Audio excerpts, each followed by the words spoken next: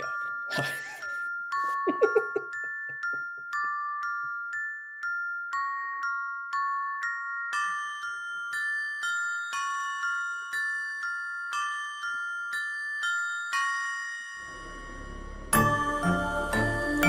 Welcome to Future Archives. It is a spooky Halloween.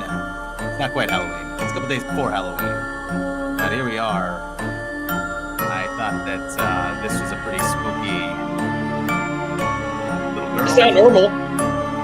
It's not normal at all. It's terrifying, actually. Yeah, I don't like it. Why is she still looking at me? Yeah. Okay, I'm going to cut that off. Thank God. My goodness.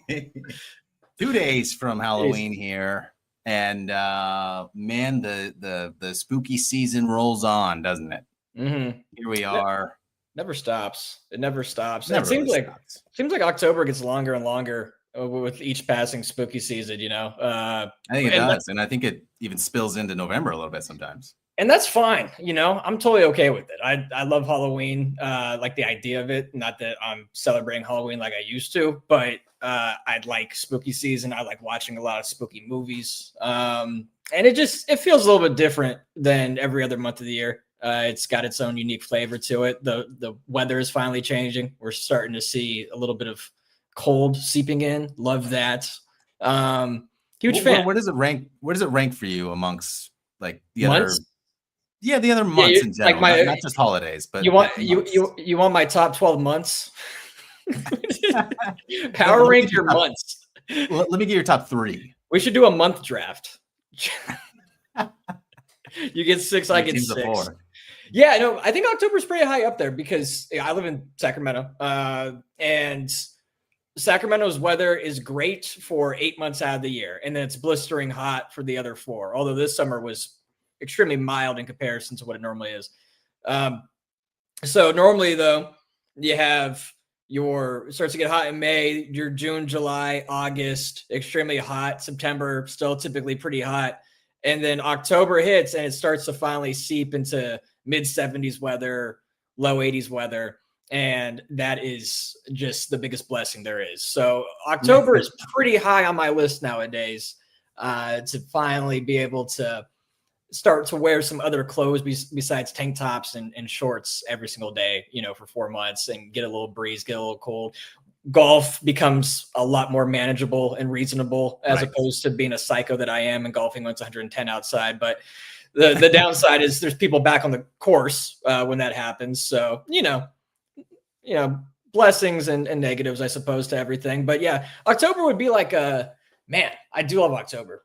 Number 3 or 4. Yeah, I put it right around there. Yeah. What about in terms of holidays? I mean, yeah. I think it's okay. It's got to be a top 3 holiday then. It's got to be a top 3. Top 3, top 4. Like Christmas is obviously got to be number 1. Yeah, it's got to be number 1, I think. Yeah, I mean, at least when you're a kid, Christmas is definitely number 1, far and away. 100%. It's not even relatively close. But even as a 30-plus-year-old, I still love Christmas. I love seeing the family. I love the Christmas spirits. I like Christmas. I shouldn't say I love Christmas lights. I like Christmas lights. But the great food, everything that comes with that, seeing friends, everything involved. Yeah, Christmas has to be number 1 in my opinion. I'd say for me, Thanksgiving gets worse and worse every year. Yeah, that kind of happens as an adult, doesn't it? Yeah, I still like the food of Thanksgiving. Yeah, but I mean, I don't know. It's like it doesn't have the magic that Christmas have. It's not nearly as fun as Halloween is. Yeah. Then it's just kind of like thrown in with the rest of them, kind of like. It's what the thing that I do like Thanksgiving, but I'm not a huge turkey guy. Like I'm not a huge traditional Thanksgiving dinner guy. Not that I don't like it, but like with the Christmas, typically my family will do like a prime rib, and a prime rib is 1,000 times grander than your dry ass turkey with some gravy on it. It's not to say that I don't like it again, but yeah, prime rib dinner is if I was on Murder's Row, the prime rib dinner would be my end game meal. That would be my That would be the last. one. Wow. Yeah, I do a prime rib, all the sides, fixings. Yeah, I'd I have to really do. chart that out exactly what I would do. I'd have to put some math into the exact last meal that I would have on Earth, but a prime Now rib. with those meals, is that a thing where like you're like, yeah, I'll take a prime rib and but then they end up giving you like a Salisbury steak or something. It's like, oh, that's all we had, kids. I think they're pretty good about it. From what I've I used to see this dude that did these videos where he would cook the last meal of somebody on death row that actually, got murdered or killed or put down. I guess put down is probably the better term. These people are serial killers and shit, so I don't feel too bad for them. But he would actually recreate the last meal, and it seemed like if you were to request whatever you wanted to, they would fulfill that. I think they do go out of their way and actually, I don't know if it's for their own guilty conscience or whatever, but they do send you off with whatever you want. So, but when I would hope that's true. I think they should. Yeah, 100%. It's you gotta give them something. It's like, here's something. You deserve to die, but here's a little something. The entire premise is to be like, what does it matter? You killed people, and we know we're killing you, but we're morally superior because you didn't give them a last meal, but we're giving you a last meal. Like I think that's the idea behind it. It's like, this is how we are morally superior than you are. Here's your last meal. So I think they do. But some of the meals people have chosen over the years are batshit insane. Like really, and it's like, okay, you really did kill 17 people, obviously, because you just chose a cottage cheese and a handful of strawberries. Like that's that you can pick anything. That's what you. Yeah. It's like, okay, I guess. It's funny too, because the further you go back, like earlier into the 19th century of people that were on Murder's Row, the more bizarre the meal selections get, because strawberries were, really rare to have if you're like a poor person in 1910 and you were a serial killer. So strawberries might have been one of your top choices, or like just fresh fruit. It's like, I've had this once in my life. It was delicious. I want fresh fruit now before I die. And it's all relative. Perhaps there's like something nostalgic about it that reminds me. I think a lot of people choose that. Yeah, it's childhood, memories and stuff like that. I understand. Yeah, 100%. Yeah, I would do like some type of like my mom's cake or something. I would want that for dessert as well. Just do a gallon of mint chocolate chip ice cream. I think somebody did exactly that. It was like two. It was like two chocolate chip ice cream milkshakes, and that was it. So all right. I wonder, like, you can't request alcohol, can you? No, I don't. I'm pretty sure you can't. Because if you just give me a bottle of Jack, or I'm requesting it. I don't know if they'll actually answer my request on that one, but I'm getting drunk one last time. I would love to.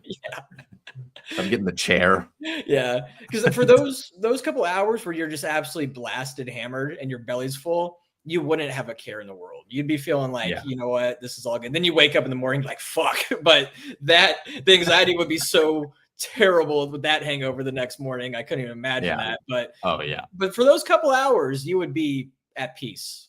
As much at peace as you possibly could be under those circumstances. But hey, a win's a win when you're about to die. I want to touch on a quick fantasy football thing, if you don't mind here. Sure. As all the viewers may know, we're in a fantasy league, the two of us, but we have separate fantasy leagues as well. In my other fantasy league, I made a trade. After a lot of negotiation. I finally settled on a deal, which I don't know. I feel like I jumped the gun a little bit, but I wanted some change.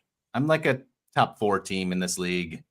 Had a couple unlucky weeks recently, so I'm like Mhm. firmly in fourth place, and then there's the three teams ahead of me are all 7-1. So I wanted to mix it up a little bit. There's a lot of bad teams in that league then. Yeah, I mean it's a 12-team league, Okay. and there were a few that it is kind of separated. One of those three teams are probably going to win, and I honestly was probably overperforming a little bit.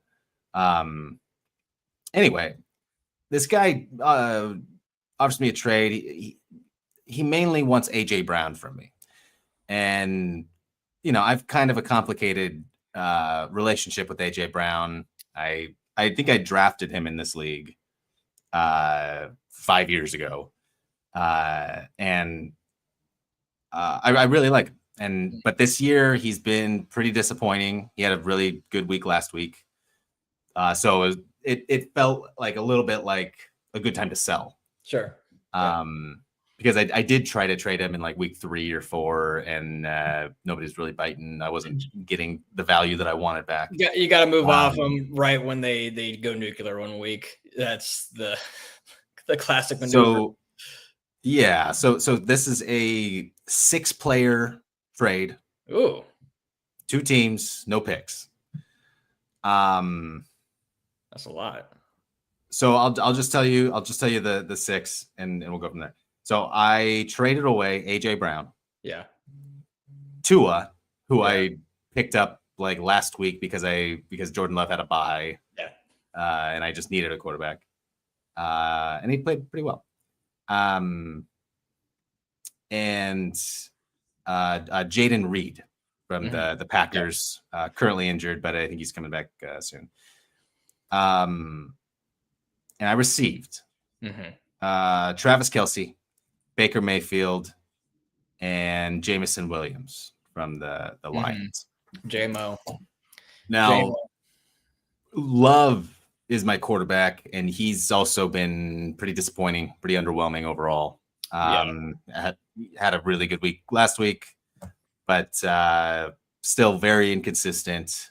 Like I expect him to throw a lot of yards. I expect him to get, at least a couple touchdowns, 3 touchdowns. Like before he was dealing with this injury stuff in the last year and a half or so, he was doing that, and he was like really coming into his own. And yeah, this year he came in healthy, and it's just, I don't know. He's just been inconsistent. I don't know what it is exactly. I haven't analyzed the team as a whole, so I don't know what's really going on in Green Bay. But so I thought Baker Mayfield, who in the last couple of weeks has been pretty bad. Yeah, but overall, he's been elite. He's been an elite fantasy quarterback the last year and a half, besides the last couple of weeks. But I think that will... and he's a guy that I like rooting for. Yeah, he's fun to watch, and like game on the line, he's willing to put his body out there. He's willing to do what it takes to get the win. A fun guy to watch, and he does put up numbers. Hopefully, he has a bounce back here this week. But I think that's a good trade. I think that's a good trade. I mean, you got three playable, dynasty assets for basically, you gave up 2, really. I think that's good, especially the 2. You didn't use any assets on that. You just picked them up. No, I just picked them up. Yeah. Anytime you can pull that maneuver for anything, even like a 3rd round pick or something. So in your head, it's like, well, I just picked this guy for nothing, so that doesn't even count, really. Right. Right. Yeah. And so I get Travis Kelce, who is 36 years old, but Pitts is my starting tight end, who's he's been decent this year. It's been better. Yeah. Yeah. But right now, Kelce's a number 5 ranked tight end. I was gonna say he's still a top 5 36 tight end. Yeah, and Pat Mahomes is having the best regular season he's had in a while. Yeah, he's back to annoying mode where it's just like, oh god. So Kelce gets some of the run off of that. So at least for this year, I thought that was a smart idea. And plus, I have so many picks Mhm. on my on this roster right now. Nice. I have 5 first round picks next season, and like 3 second round picks. You should try to Yeah, trade some yeah. of those for next year if you can.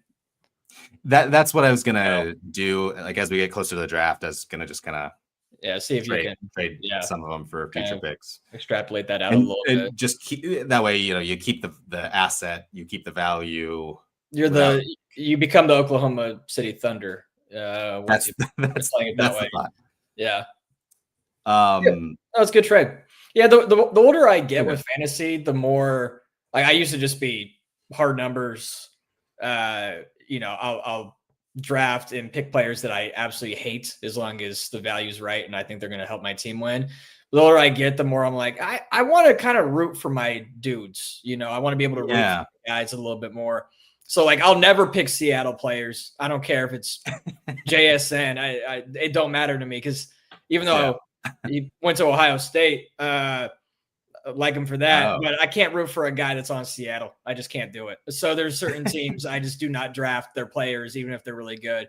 Like as much as I dislike the Cowboys, like if CeeDee Lamb's there, you're not going to not take a CeeDee Lamb. Not that JSN's not putting up the same numbers, Yeah, but it's just like numbers. there's levels of hatred with this shit.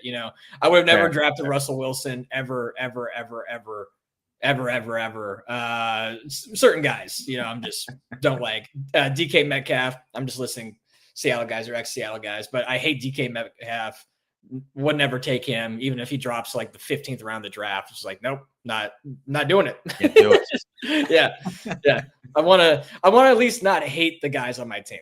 I don't have to like overly like them, but I if I really hate them, I'm not gonna do it. Tyreek Hill is another one. I have a lot of morality issues with that guy. And sure. Definitely not perfect with my morality. I have Rashee Rice on teams, the NFL we're talking about here. Like, but I really don't like Tyreek Hill. You start hurting kids. I can't get down with that. So there's certain guys I just won't touch because of shit like that. And if one of those guys that you don't want to root for that you have on your team isn't playing well, then it's like double fuck. It's like I don't even want this guy on my team, and he's not even doing what he's supposed to do. Right. That's the most frustrating. Yeah, 100%. That gets annoying really quickly. So, I try to get guys that I enjoy watching at least, or I don't like overly hate. But it doesn't always happen. But for the most part, it does. Yeah, good trade. So this other guy offered me a trade. He a couple months ago, I made a play at Drake London. Who he has, and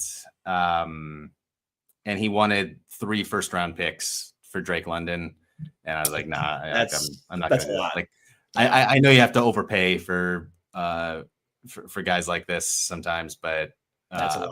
It's a lot for him.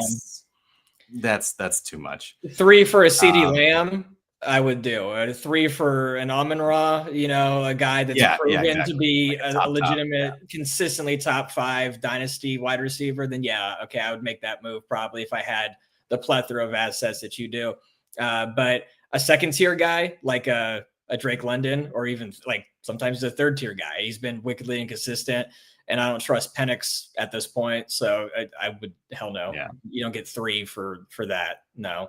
You get 3 for Jamar Chase. You don't get 3 for fucking Drake London. Absolutely not. So that's basically what there's been like 15 different counter offers back and forth. Yeah. We were really going at it today, and we just couldn't settle on it. Like I still offered him too much, and he declined it. I gave him the 2 first round picks and a second round pick, and he said no to that. Yeah, I can't chase the dragon too much then. Yeah, that's like I said, that's too much, and I'm just not going to give him 3 first round picks. I just can't do it. Yeah, not proven. But I just traded AJ Brown, so it would be nice to have somebody to basically be slide into that role. That same guy. Yeah. And he's like 3 or 4 years younger. So that it was appealing to get that deal done right after this other one, but And it Yeah. makes you look good. It's like, oh man, he's wheeling and dealing over there. That's a franchise on the rise. Their GM is active. And so I always love making the move. It's, obviously doesn't happen every season or even every other season, but the one where you like, you trade one guy for like a big guy for like a first, a second, and a player, and then you instantly trade that first and second for another player. So it's two deals, Oh, kind of yeah, back yeah, to yeah. back, and then that makes you look like you're really like, oh, he set that up. He's playing Yeah. chess out here. He's thinking He ahead here. made a move to make another move. He's good. But Yeah, I've done that where I'm talking to two different people, and it's like, well, if I get this person, like yeah, like negotiating, like, well, I have a deal in the works where I can get this player. If yeah, I can get this player, will you do the deal? If I, right. Yeah. I don't have him yet, and you could just go to that guy, I suppose. But hold on a second.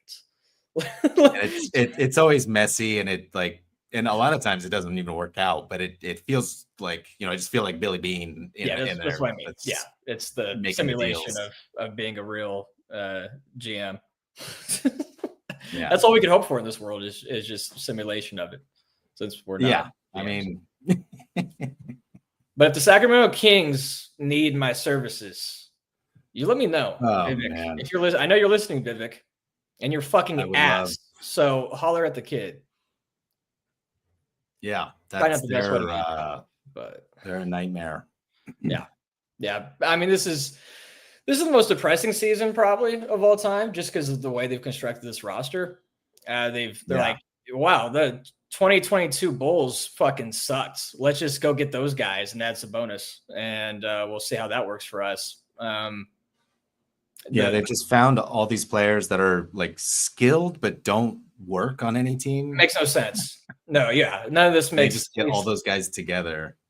They're like, And let's get a then, bunch of guys that can't play defense, can't shoot 3-pointers. And in the year of 2025, we'll see if that works out for us. Yeah. Let's just clog the middle up completely and just be absolutely ass. It's good. Yeah, no, it's good. Yeah, it's good if yeah. you want a high draft pick. And this might be the year where we actually get a legitimately high draft pick. Because I think they thought that this is going to be like a 500 team. They're classic. Well, we can charge expensive tickets because we're going to be fighting for the play-in. And that's all they really care about at the end of the day is being like, hey, we made the play-in again. But this year, I think they've overestimated or underestimated actually how bad this team is going to be. So yeah, I think we're going to be okay on that front. I want a top 3 pick. I want a top 2 pick. I want the number 1 pick. It's the only way we're ever going to become a decent organization is if we start getting extremely high lottery picks and they start to hit. And we don't trade them away. Once you get them, you don't trade them. You keep them. They have their pick next year, I assume. They do. I hope so. Yeah. Jesus. Yeah. That'd be crazy if they didn't. I mean, yeah. Well, it's happened. Plenty of times. I'd say Westbrook had 4 threes the other night against the Lakers. I mean, those are the only games I want to win are like the Lakers. Like just beat the Lakers, just hurt the Lakers, and then you can lose every other game, and that's totally fine. But we couldn't even do that. So, no, and the defense thing, they let Austin Reeves score 51 points on them, and like a clean 50, like an effortless 50. Yeah. I mean, he got to the free throw line 20 times, but it was he still would have dropped 30 on us if you take away 30. Every free throw he made. If he had 0 free throws, still 50. Or still 30. Still 30. Yeah. I mean, that's pretty good. You don't want a 30 ball from him on you, let alone 50. So yeah, that was a tough scene. I didn't watch. I'm not going to watch a single game this season. I refuse. I refuse to give. I don't blame you. A single second of my life to the 2025-2026 Sacramento Kings. Refuse. I'm just not doing it. I think it was their first game. Who did they play? The Timberwolves, maybe. Played the Nuggets. But did we play the Nuggets? They played the Nuggets. Oh, it might have been. Yeah, was it? I don't remember who it was. But their first game, I was watching it. And they were up like 20 at half. And I was like, oh, well, hold on a second. Maybe, I don't know. They might have and some. then they lost. Yeah, They blew it in the second half. And that's good. That's good work. That's good work by us. That's how I want to see it. If we could be up at halftime and blow every game this season, that'd be sick. Yeah. It It was the Suns, actually. Now I remember. It was the Suns. That's bad. Yeah, that's bad. Which is even worse than the Nuggets or something. Yeah. Whatever. Don't care. Don't care. Whatever. It's over anyway. Super don't care. Last sports thing before we move on. Dodgers game 5 tonight. Should have been the closeout game, but they blew yesterday. And now it's 2-2.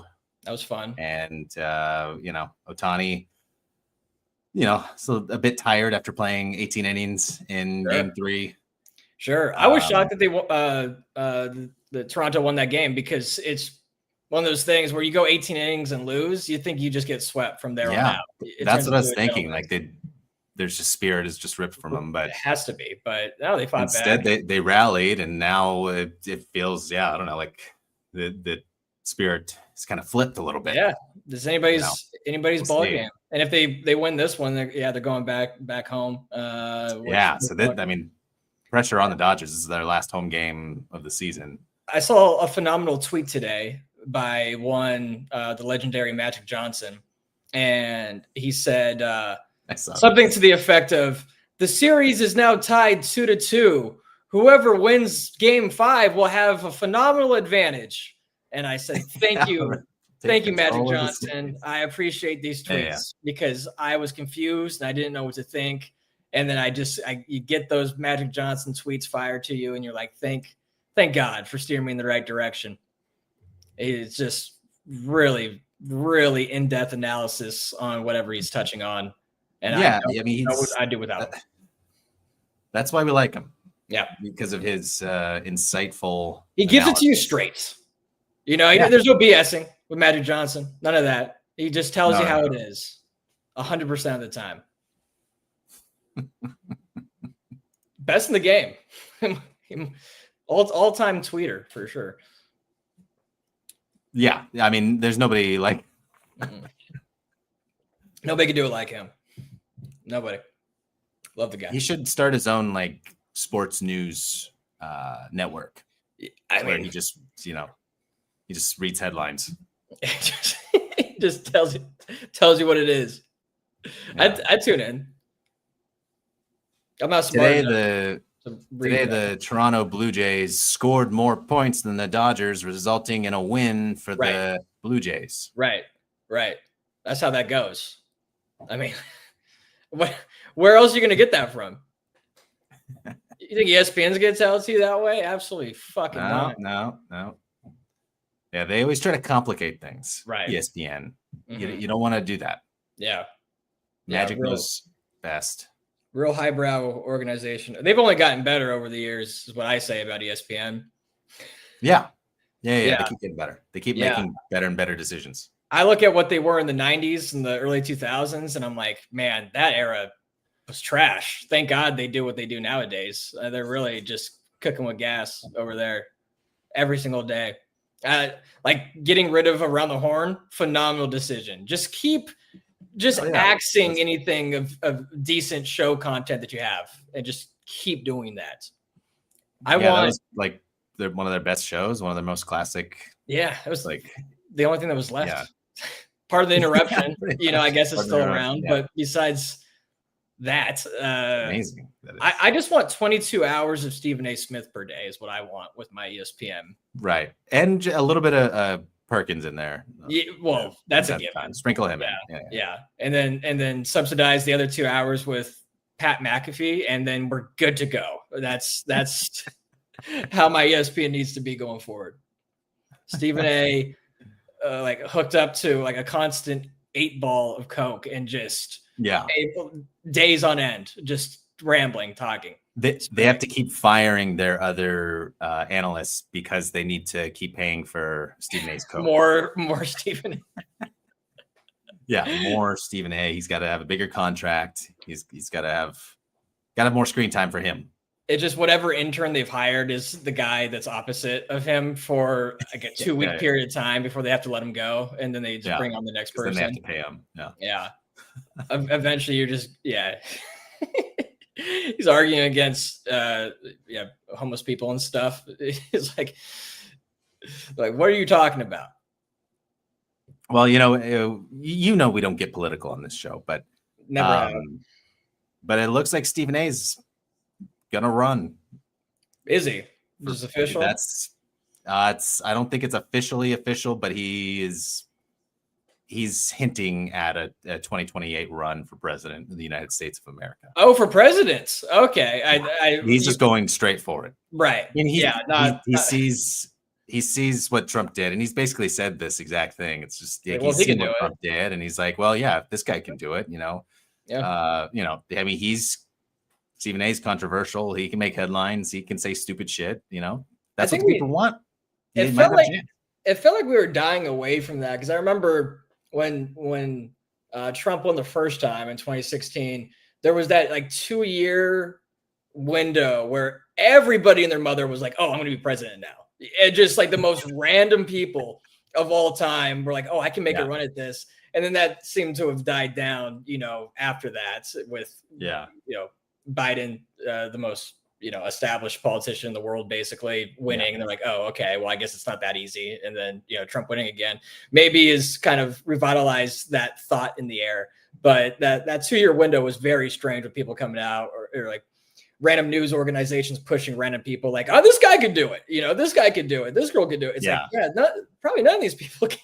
There was the craziest one was there was that 6-month period where all the big news outlets that wasn't Fox were saying that it was the lawyer for the porn star that Trump hooked up with or whatever. Remember Stormy Daniels. Yeah, Stormy Daniels. Yeah.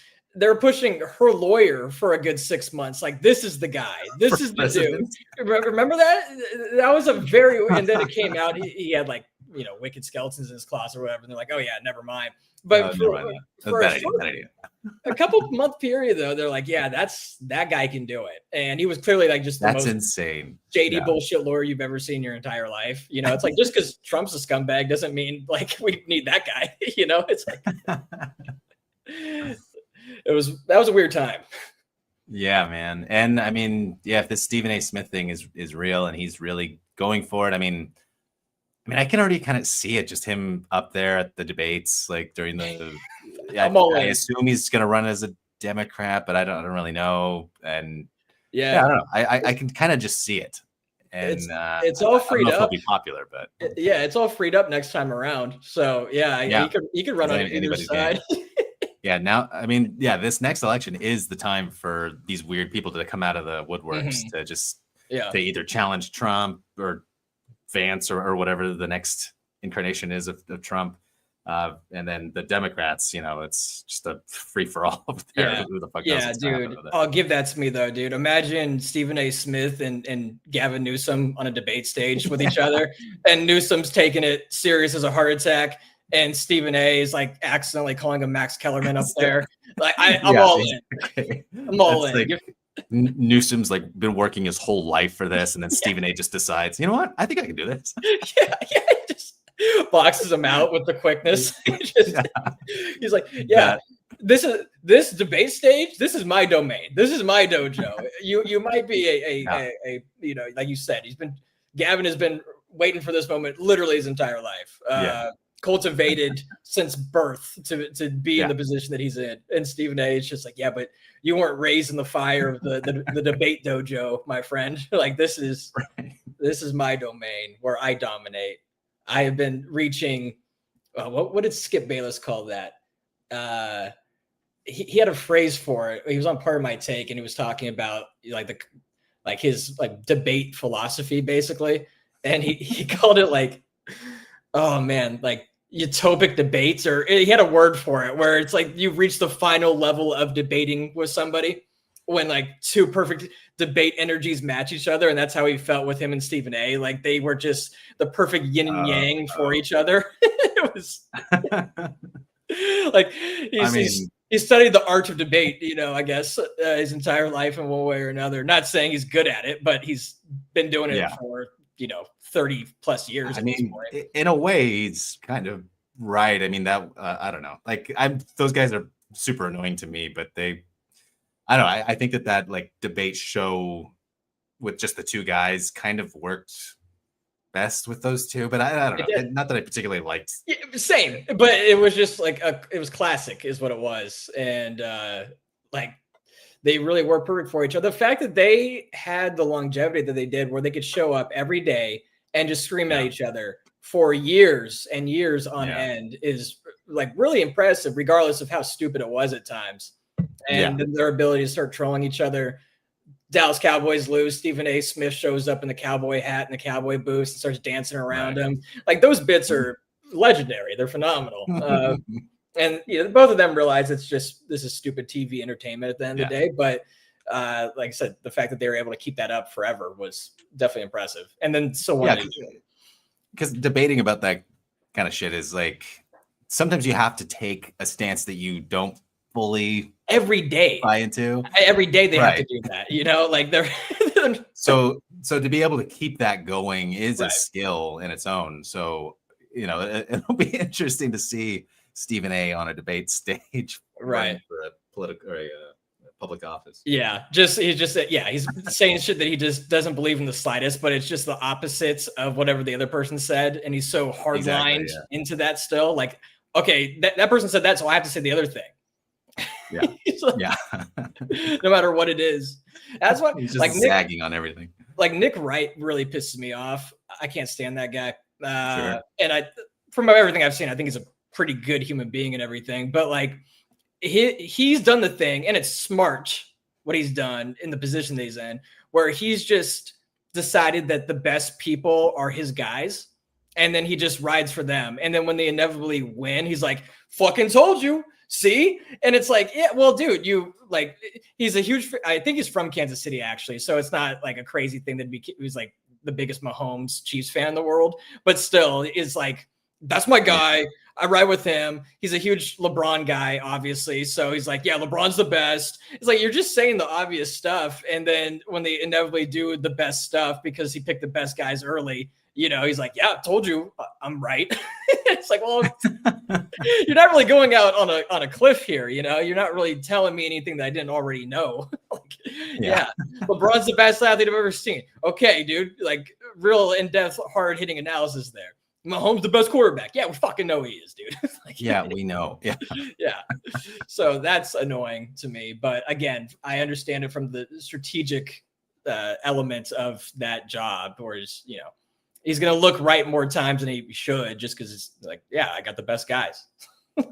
They're mine. And then you have to debate against it, though. Now the other guy has to be like, well, better Mahomes. Regular seasons haven't been that good, or whatever you have to come up with, And then you're wrong, because he's in the Super Bowl again every fucking year. Yes. So that's interesting, though. We'll put a pin in the Stephen A. Smith journey here. Will be very interesting to see. I doubt he actually does. I think his life is just way too cushy and comfortable. When you got a job like he does, making the money you do, why would you ever want to go into politics? I don't understand anybody. I don't know why you would want to go into politics anyway. In general, sure, but like if you got it made like a Stephen A. does, like, dude, that's just the private sector is where it's at. If you can get something like that going on, man. Maybe he's just bored. He might be.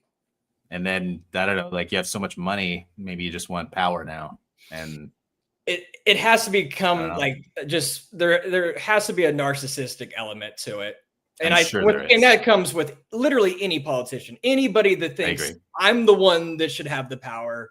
You're a kind of a psycho person, and that's with anything across the board. Yeah, if you run your local HOA, I think you're a crazy person. It's I don't understand the concept of fighting and wanting more and more power. It's just not in my genetic makeup to want that. But anybody that really does is, that's why I inherently don't trust politicians, because it's like it doesn't matter what side of the spectrum you are on. It's just, I don't really trust you. And I've proven to be right my entire life. There's not one person. Yeah, and I should have really followed that person. There's endless examples of politicians changing their views once they get an opportunity to progress their career. Yeah. And it's like, yeah, any politician is thinking about the presidency.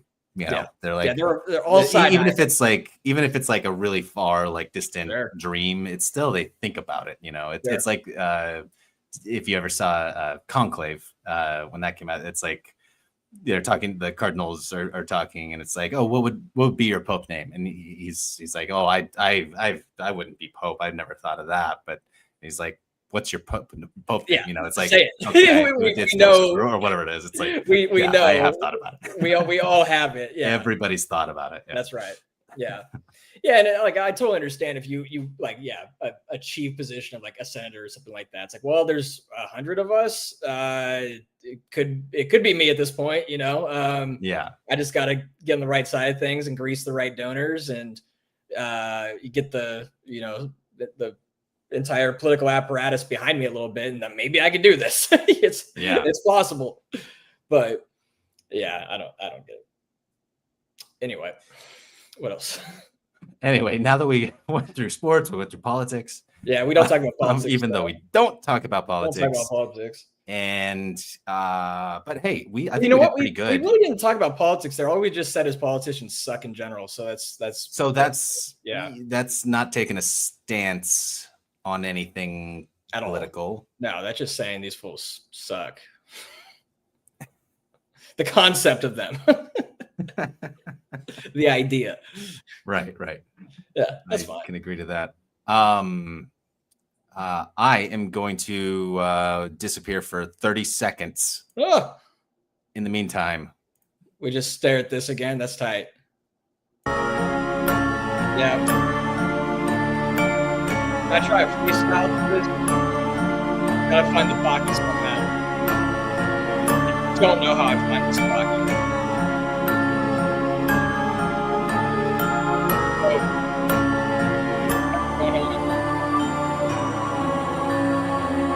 Very hard.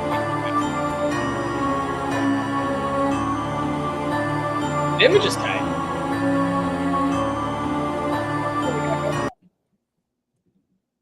Oh, we're paused, blacked out. We're back. We're back. I was trying to figure out how to that, but I just that's a tough beat to ride. Yeah, man. That is I don't know what that is. The name of that video is Creepy Horror Song. Well, it's Lorelei's Lullaby. It's exactly what the title suggests. So don't I guess so. It sounds familiar. I don't know if I don't think it is from something, but anyway, that is that's our intro for these Halloween episodes. No, it's good. It's good. Here today. Today we wanted to do our top 5 horror movies, and then we'll do. I have a guess the quote segment later. It's more of a monologue thing. I'll start monologuing, and then you tell me whenever you can stop me whenever, and I'll and then you can guess the movie. I can't wait to go over on that. So that's tight. We'll do a 20 questions thing, and then if you have any quotes from any of the movies I pick, maybe don't do them. So then when I get it wrong, I won't look as stupid. We'll see. That's your favorite horror movie, Rum. I'm like, yeah, I'm just. No, can't promise that. It's good. It's good. It's good. So first, also, so I wanted to just throw out some trivia questions to you throughout this. Okay. And here's your first one. Yep.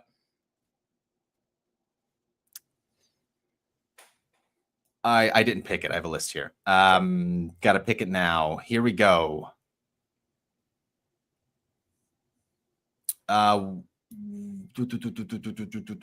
What is the name?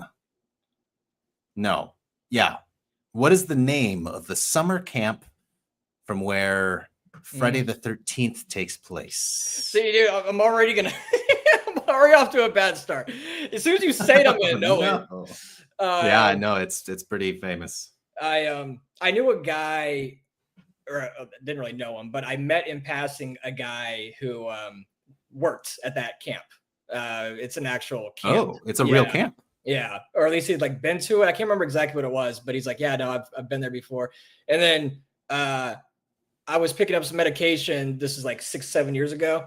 And you know how they put your names on the board, the electronic board, right? They call your name up when it's you're ready to go get your medication. And the dude before me was named Jason Voorhees. His actual name was Voorhees. They call out Jason Voorhees, and I'm the only one that like looks around like, did anybody else hear that? And he walked right by me. It was like a 5'10" kind of gothic looking white dude, a little bit. And I was like, your name's Jason Voorhees? And he smiled at me. He was like, yeah, man. And he just kept walking. I'm like, I don't know if he legally changed it or if that was just his name, but it was very, very strange. I can't remember the name of that fucking camp though. Give it to me. Camp Crystal Lake. Yeah, Crystal Lake. Yeah. Crystal Lake. Yeah. I knew it was something lake. Couldn't come up with Crystal because it's a lake, and that's important to the story. Yeah, is the lake. The lake and the drowning and that entire situation. Yeah, it's good. Good. All right. One more. I'll give you a quick softball here, and then we'll move on. That one was a softball. It was. I was trying to start easy, but I'll start even easier. Mm-hmm. Who directed acclaimed horror movies Get Out and Us? Michael B. Jordan. That's right. Yeah. Also, Michael B. Jordan directed Nope as well. Yes, he did. Yeah, right on. Definitely a thing. I almost had a Jordan Peele movie in my top 5 here, but I eschewed it, and it probably wasn't the one that you think. It was Us. It was Us, actually. I'll just Us. That's right. Yeah, you're an Us fan. I have a very strange affinity to Us. Yeah, I'm a big fan. But how do you want to do this? Do you want to we'll go back in reverse order. You do your number 5 pick. I'll do my number 5 pick, and we'll work up to number 1. Yeah. We'll like you go 5, I'll go 5. Yeah. You go 4, I go 4. Mm-hmm. And that's ascending order. Right. Yeah. Yes. Yeah. I had to think about that too. We're going up. Descending would be going down. Yeah. Correct. Yeah. Got it. Yeah. Okay.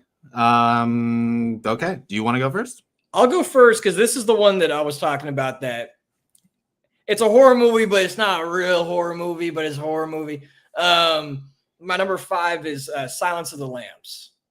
Okay. And that counts. That counts. I think so. Yeah. It's not like a traditional horror movie. It's it's labeled, if you look at it on IMDb or Google or whatever, it'll say horror on it, horror mystery or horror thriller, something to that effect.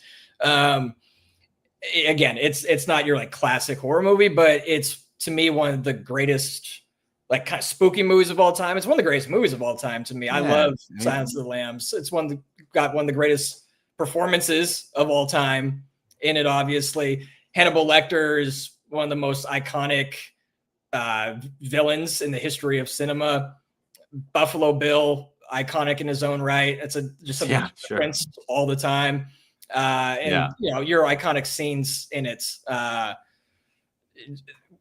The very beginning when they meet, when he's locked up, all that, the face, it's just a very iconic movie. It's just absolutely phenomenal on every level. And the more you watch that one, it's a technical marvel, like the way it's shot, everything looks. Daryl Acting shot really well. Yeah, it's awesome. So that would be number 5 for me. Yeah, it's very creepy. One of the creepiest movies, one of the creepiest performances, even though Anthony Hopkins is only in like 15 minutes of it or something like that. It's a lot less than you think. Yeah. But his presence is felt extremely yeah. hard the entire time, obviously. And that goes for every single one of the sequels as well. Even like the Ed Norton one, he's not in that one that much either. But like it feels like a Silence of the Lambs, it has the exact same tone to it pretty much. So yeah. And a great Jodie Foster performance in that movie. Of course. Yeah, no, Jodie Foster she's always good, but she's great in that.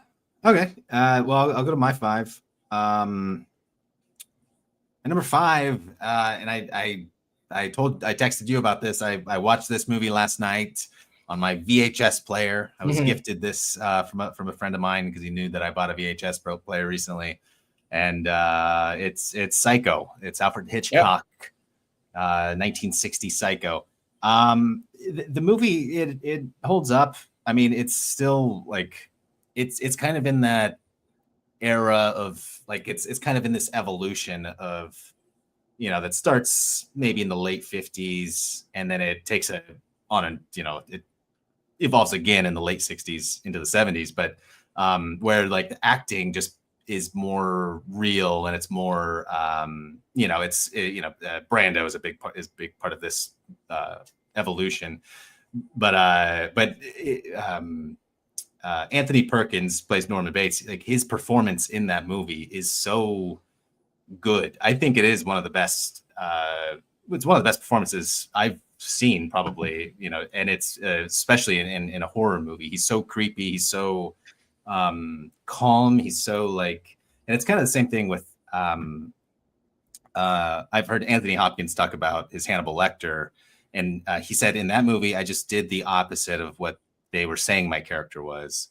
They're saying he's this monster. He's a psycho. He's a crazy person. He's just super sophisticated and come across charming, his own way. Exactly. He plays it more charming. He's and that's what Anthony Perkins does. I think he plays. He's very like put together, and he seems like he's. Of course, he ends up saying some things that are like, okay, this guy. There's something off about this guy. This guy's weird, but I think it works so well. And then I've seen the movie many times, so the mother coming in and killing people is doesn't have the same kick as it does the first time you watch it, where you think it might actually be the mother that's killing.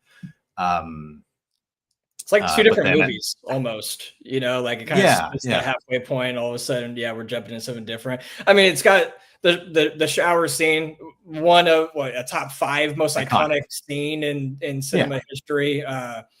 The shot going down the drain, it just all of that. So no one had seen anything like that before until that shit happened. 100%. And it's like, whoa, dude. Okay, this is different. This is a new thing in cinema all of a sudden. It's a great movie. Yeah, and the funny thing, this scene is always kind of funny to me, but it's at the very end when after they've caught him and they have him in the room or whatever, but the sister of the guy that is killed in the shower is asking the detective, like, so did she kill or did he kill my sister? And he's like, well, yes and no. And then he goes in and just explains, that it's like, oh, well, he took on the persona of the mother. So the mother killed your sister. And, and it's just, he kind of explains, the whole movie, It turns into the doctor in Arrested Development all of a sudden, Is he going to be all right? Yeah, he's all right. He'll be all right. He's missing his left hand, so he's all right. Yeah. I'm going to kill you, Yeah. Stop doing that.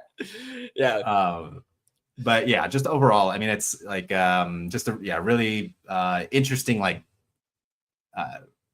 very cinematic. Acting's great. Like it's cut like a modern movie, and there's camera movement that is ahead of its time. That a lot of these movies that we'll probably mention steal things from. So sure. I wanted to represent it on my list. So Psycho. I mean, great pick. Also, shout out. This is not on my list, but my mother was always terrified of Alfred Hitchcock's Birds. Oh She yeah. saw that as a little girl, and it like has terrorized her entire life. And it's I think obviously Psycho holds up a lot better as time goes on. Birds is a much harder thing to film in the 50s than 100%. Psycho was, obviously. But shout out to Tippi Hedren, because she throws down a really good performance in Birds, and it's still a cool movie to check out today. So yeah, I think like when I watched it, it's like I don't really think it was as scary. It's kind of because of the effects of 19 whatever year it was, the 60s or 50s or whatever it was made. Yeah. Like it's kind of more funny to me than scary, but yeah, I don't know. No, for sure. But for sure. Yeah, it's but by today's standards, it comes across, like I said, it was a hard thing to shoot back then. But still, back then, I think you would be terrified of that shit. We have different standards today. So yeah, for sure. So my number 4 is Carpenter's The Thing. Okay, yeah. Gosh, that was really it's not on my list, but it good. Easily could have been. Yeah, I mean, what's there to even say about it, right? It helped change the entire genre, another genre changing horror piece. Yeah, 100%. It's like a whodunit also. It's kind of this like little bit of murder mystery situation, trying to figure out what's going on, who is the thing, what is the thing. Everybody's panicked. It's claustrophobic. It's shot extremely well. It looks cool. And it's just a super crazy, interesting concept that we've seen done, kind of time and time again now, even like most recently with like the Smile franchise that's going on now. It's like anybody could be this killing thing, this is an entity that attaches itself onto anybody. So we've seen the idea, since then several times over, but a revolutionary piece of filmmaking, and it's still fucking awesome today. I watched it last Halloween, last spooky season, and it held up like it always does. So yeah, no, I agree. I watched it maybe less than a year, maybe 6 or 7 months ago, but yeah, it's an incredible film. Yeah, Kurt Russell. I mean, come on. Yeah, Kurt. It's Kurt. It's prime Kurt, baby. It's prime Kurt.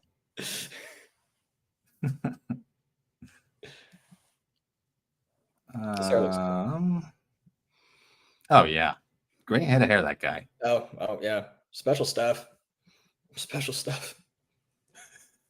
Extremely jealous.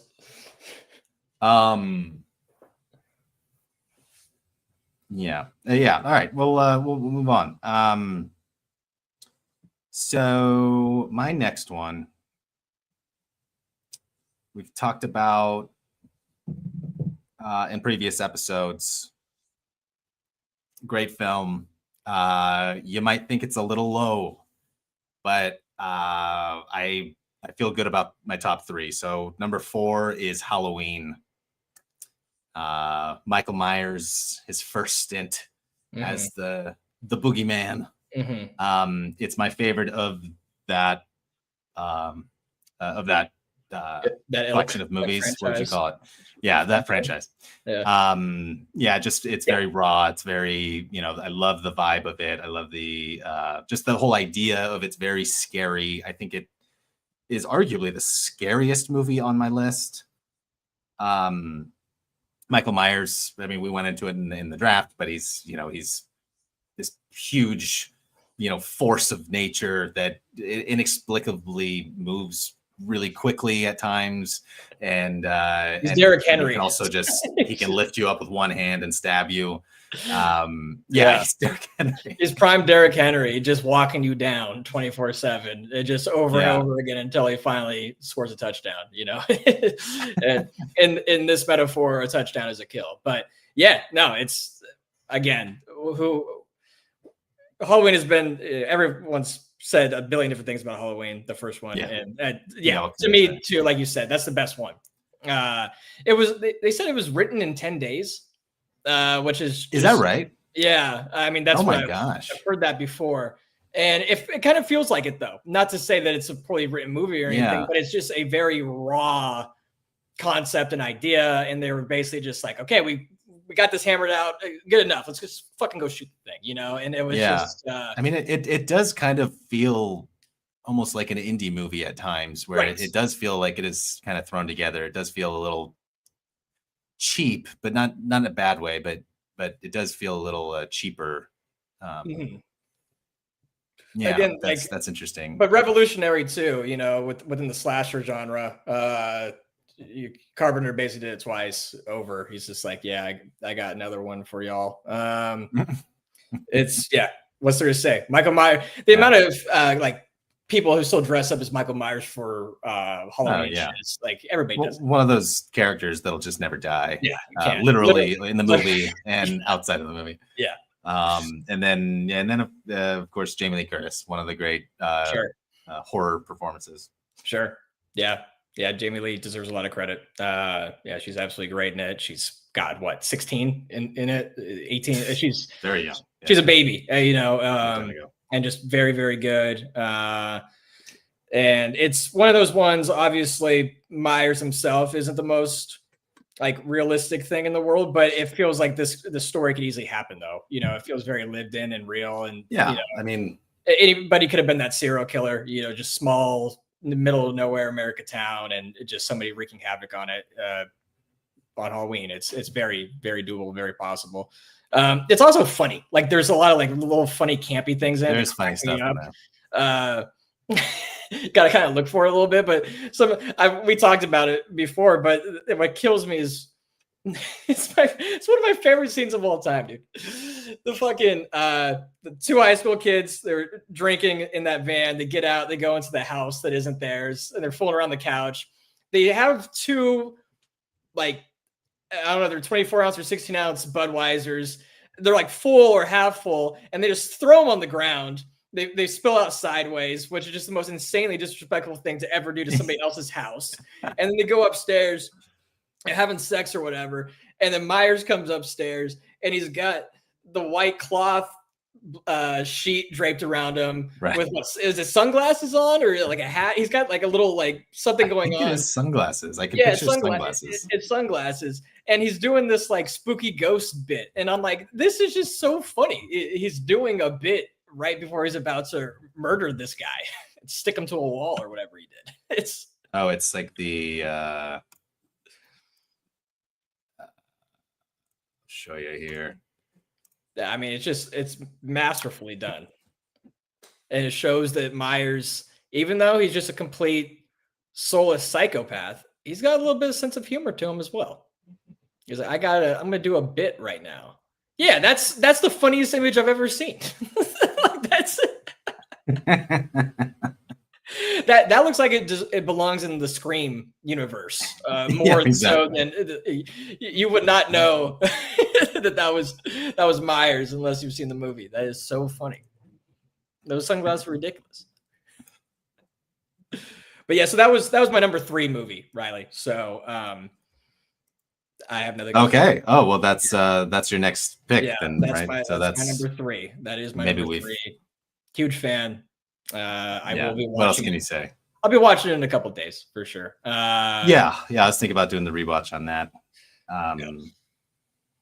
You know, that's one of those. Like I can't really, like, except for the couple recent ones I watched a couple years ago, like the newest ones. I don't really remember the other one, the second one, the third one, the Halloween H2O. Yeah. Remember that? Yeah. Why was I did see the more recent ones. They're really, really bad. I get the one where they lock them. They actually like kind of, well, I guess you never kill them, but the one they lock them in the basement thing, like blow it up at the end. That one was like, it was kind of watchable. But the one that came after that was really bad. I'm not gonna remember. Yeah, was that the most recent one? I think so. I don't think they've made another one after. I think that one. Yeah, there was a part in that one where they're like, "Oh, we found him," we found Michael Myers or whatever, but it's just this like short fat guy. And Yeah, that sounds familiar. You think that's what? That's what are we Danny doing? DeVito? Yeah, basically. What are we doing? Yeah, no, they're very bad. But I would be interested to like one of these years, maybe next year, like going through all of them and watching them. Same thing with this next pick for me. My third pick is Scream. Okay. Sure.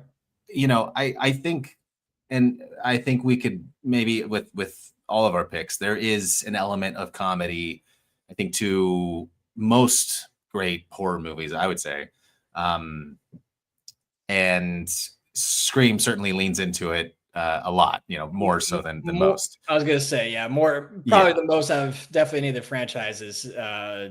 It's more of a comedy, really, than a horror movie, even though it obviously is. But I remember the first time I ever watched it when I was young. I thought it was a comedy at first. You know, I didn't really understand. Yeah. I thought it was like I thought it was like a scary movie, like a scary movie, like part of the Scary Movie franchise or something. Oh yeah, I was watching it, you know, because I had seen those before I saw Scream ever. So I'm like, okay, so this gets a lot of its ideas in horror or you know, like concepts from Scream. You know, it's like this makes sense now. I see what's happening. And I think with each movie, like it does become more meta and more like it's constantly referring to the previous movies, and it's just kind of calling itself out for what it is. And you know, and you may or may not like that, but in the first one, you know, like that the first one's just pure, you know, like they could have ended there, you know, but they never do with these things. No. But yeah, no, I've just always liked it, and I've like I said, I've always kind of leaned towards horror that has good comedy in it as well. I think that's why I like Jordan Peele, and I think that's why, you know, a lot of kind of this like the newer A24 horror has a lot of that in it. And I like a lot of those movies. But also when I mean, yeah, that's in a different category. Otherwise, it might be on my list. I do really like that movie. But what else about Scream, man? It's when I first saw it, I think like it did scare me. Like you know, it's got the funny stuff. It's got Jamie Kennedy in it. It's got Courtney Cox in it. It's got, you know, but at the end, but the character Ghostface was terrifying to me. The mask, the knife, and the, you know, because that's just a person in there that's murdering people. It's back this to the could thing. Totally happen. It's back to the thing too. It's like this could be anybody, you know, like anybody can, and as we see throughout the franchise, like anybody can assume the identity of which is a pretty scary concept. It could be, you know, a group of people. It could be, you know, and what's also scary in its own way is that he's not this big imposing force of nature. It's just like a person that's a little psycho, fumbling around the house, you know, tripping over things, and you know, like they just want to kill you. You know, they're just going to do everything they can to kill you. There's nothing deaf. They have no superpowers or whatever. It's just a dude. But a dude with a knife is still fucking scary. Like, it's realistic. I'd rather get shot than stabbed. The stabbing, you know, it's a lot more intimate. It's close range. You know, your killer is right up on you. That's not fun. And it's like, oh, I'm gonna get stabbed again. If you get stabbed once, you're probably getting stabbed twice. When does anybody just get stabbed one time and they're like, okay, we'll go to the hospital, it'll probably be all right. But no, especially one of these characters. I mean, like if I stab somebody, I might be like, oh God, I didn't mean to. Okay, this sucks. That felt really gross. That felt disgusting. I did not like that. That made a weird sound, and I felt a rib on my knife. That was unsettling. I don't want to do that again. Yeah. But if you're Ghostface, you're probably you're getting after it. You want to make sure you finish the job. Try to get that knife bent. Yeah, 100%. Yeah, no, it's a good pick. So my number 2 then is the most modern on this list, and you knew I'd end Holy up shit. this.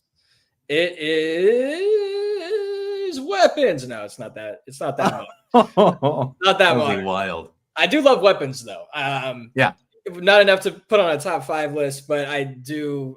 I'd love to. Top 5 of the year. I watched it back.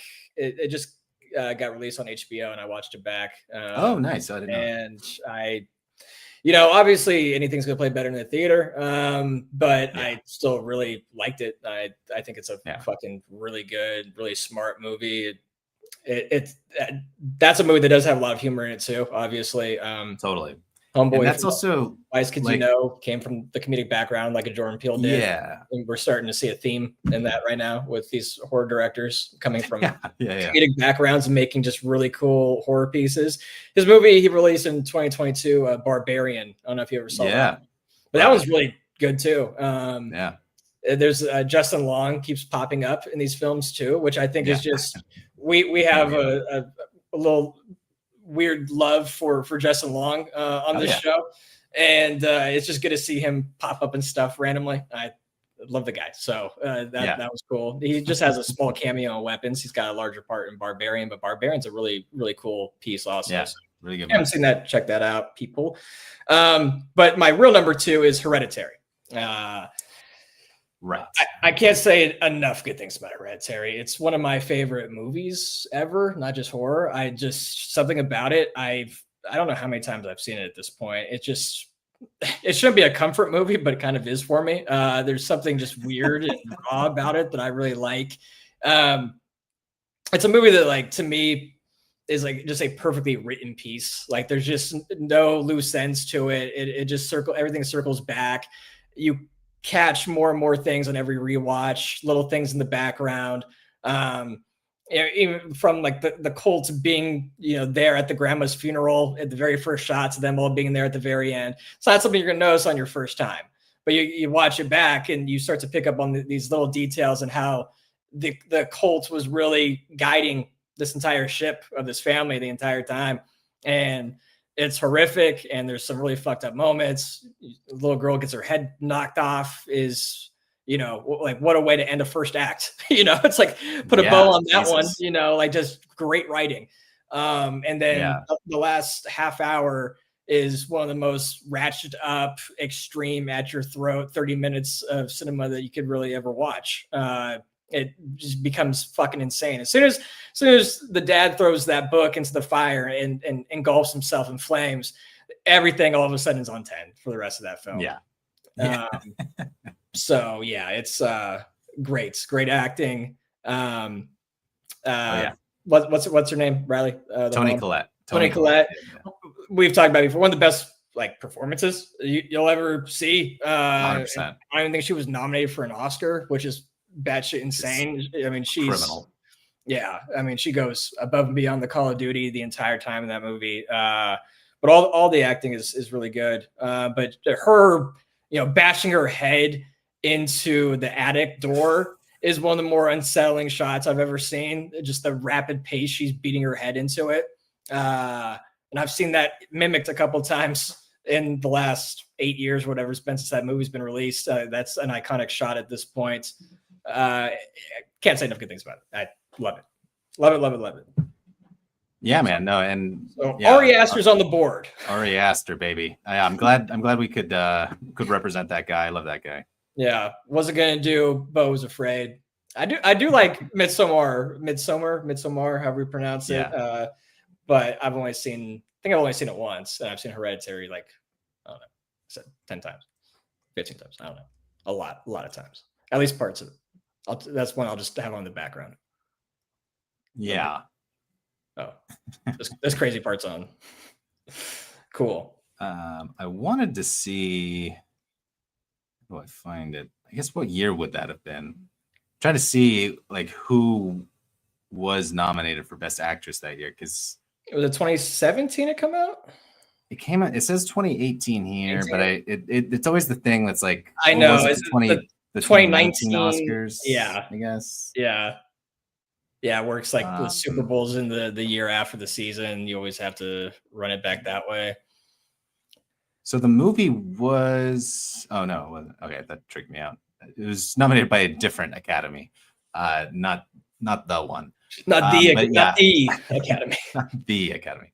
But I think it would have been the 2019 I think so. Oscars. Yeah. So, actress in a leading role. The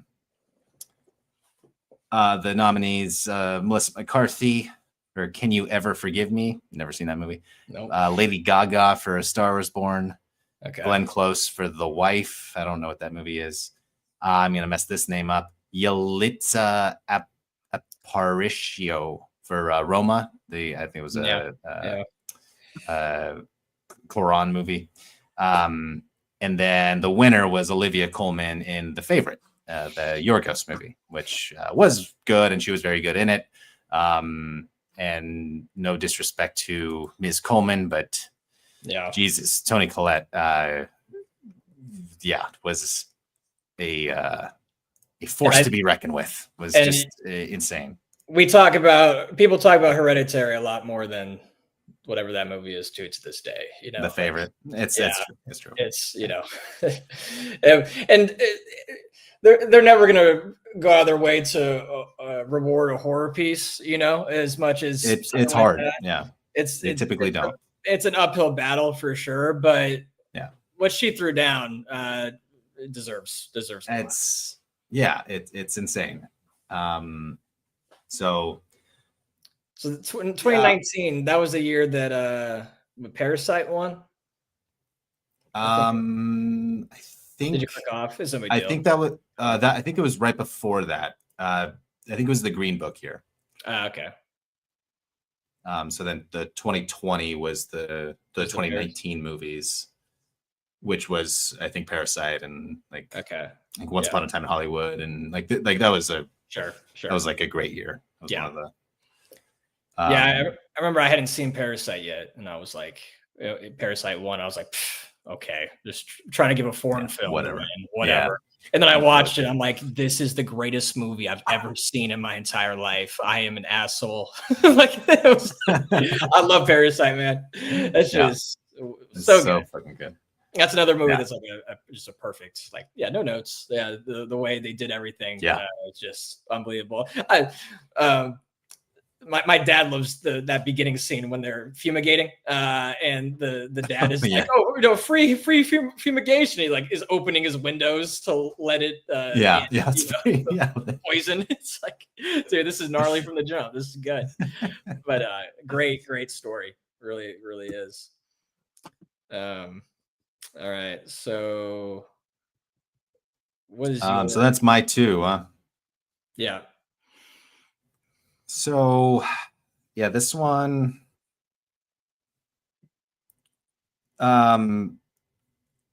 This is, so my pick is House. Have you ever seen the movie House? No. If not, I will. I'll send you a link to it. But it's one of the craziest, most creative, scary. It's funny. Is the the movie poster is just black and white, and it's got I think I know what you're talking about. I haven't seen it, but I feel like I think there is a black and white one, but it's like the iconic might one be, it's like an orange cat with like a big smile on its face. What I'm thinking of might be House on Haunted Hill, or The Haunting of Hill House, whatever that joint is based off that is it Shirley Jackson book, something like that. But anyway, I have not seen it though, right? It's what it was 90. It's 88 minutes. It's not that long, but it's the most like hard to predict movie. Like you watch 20 minutes into it, you're like, what the fuck am I watching? It's so melodramatic to start and so strange, and then but then it's got this real happy sort of vibe. It's really bright, and it's almost talked about this before. Yeah, it's almost like how would I describe it? Yeah, it's wild, and I saw this in a theater within the last year, and it was Okay. that was a great experience. Just every movie's better in a theater, um, but yeah, it just goes from this really like uplifting like vibe to this just insane like they're doing these insane effects that they had no business doing in Right, back then. 1977, you know. Yeah, right. And it's like, you know, it's part like it does have this slight Lynchian thing to it where it's like um I want to say like soap opera y, like it's almost like a soap opera like vibe or through parts of it, and it's like lit like really sort of bright and like glowing, that like kind of like glowing light that certain movies and TV shows have. But then it gets to a certain point in the movie, about 2/3 in, and then it just like it goes off the wall, and it's doing all these different effects, and it's, you know, this house is haunted, and this, you know, this cat is just a motherfucker in it, and Yeah, I'm in. and it's Yeah, just all these and it's just all these young girls, and they, you know, and they die in different ways, and it's just like sure. really brutal all of a sudden. And it um I yeah, the very first time I watched it, I watched it in just in my living room, and I like, because yeah, I think it was, yeah, Spencer was hyping it up. He's like, this Mhm. movie's great. And I'm like, okay, sure, yeah, I'll give it a try. And then like 20 minutes in, I'm like, what the fuck is, like, why, like, I don't think I have the right movie on. There has to be Yeah, this another can't be movie. the one that he's talking Like, about. Yeah. there's probably a lot of movies called House, you know. Yeah, yeah, I got yeah. it wrong. But it's all part of it, and Mhm. I think that like kind of how weird it starts is important for how weird it gets at the end. Okay. Um, and I've seen it 3 times now, I think, and it's gotten better every time. Okay. Like after you watch it the first time and you kind of know what you're getting yourself into, the second time is a lot more fun. And it's I think that's when it really clicked for me, was the Mhm. second time I saw it. And yeah, it's just a really fun watch. And So you know, 88-minute it's runtime. I like that. You know, 88 minutes. let's get in and out. You know, I like Yeah, that with the movie every once in a while. That's nice. Yeah, I'll definitely check that out. I can't recommend it enough. Okay, I'm on that then. Cool. I got a new movie came out of this, a little experiment. That's good. Um, Yeah, so good, good. my number one is not is a movie you've definitely seen. I think everybody's seen it. It's my favorite horror movie of all time, which is why it's number one here. But again, one of my favorite movies ever. Uh, The Shining. Just Yes, that is also my number one. I thought it So was. I we had can a have a feeling it joint was. conversation here. Yeah, I mean, Jack is well, his name is Jack in the film too, Yeah, Jack Torrance. Jack Lawrence. But Good he is pull. just one of the more unsettling, unhinged characters in the history of film. The slow build, and he starts insane. You know, when he comes into Oh the yeah, hotel, he's already. You could tell he's kind of a crazy person, and I think that's a difference. One of the things that Stephen King really hated about the film is it's more of like a gradual build. He comes in like a normal man, and then turns insane over time. He's already kind of unhinged as soon as they walk in there, and he's. We find out pretty early on that he's abused his son, hurt his son's shoulder. He had a drinking problem.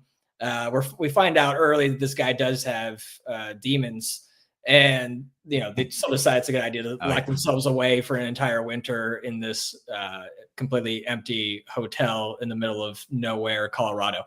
Uh, Great setting, like just an amazing location and setting in place for a oh horror man, movie. I think a lot of the best horror movies are ones that are just like set inside something, a and yeah, house, whatever the case may be, right? But this one is just like doubly cool because you can do so much more with this large, grand, old hotel. And we see that from the doors that open, or the escalator doors that open with the blood pouring out, yeah. the Oh, carpets, especially the concept of the different carpet. hotel rooms. They play with that. The basements, the the pantry area, the freezer. They really use all these different locations that are available to them. The ballroom, the bar, throughout the course of the movie. So it's just like a really cool area, cool setting. The juxtaposition of the snow on the outside to just create this sense of claustrophobia, and these doors are just closing in slowly but surely on this family as Jack becomes more and more unsettled and deranged. It's genius, obviously. And it's directed by Stanley Kubrick, obviously. We're kind of saying this a couple episodes ago, but I wish every great director would have done a horror piece. I just want to see everybody's like interpretation of what they would have done with a true horror element. And we actually got that from Kubrick, which this movie should have probably never been made. It should, and especially by Kubrick, and the fact that he did it, and that's why it turned into the classic that it is. It's one of the most like debated upon movies of all time. The conspiracies about it, what it actually means.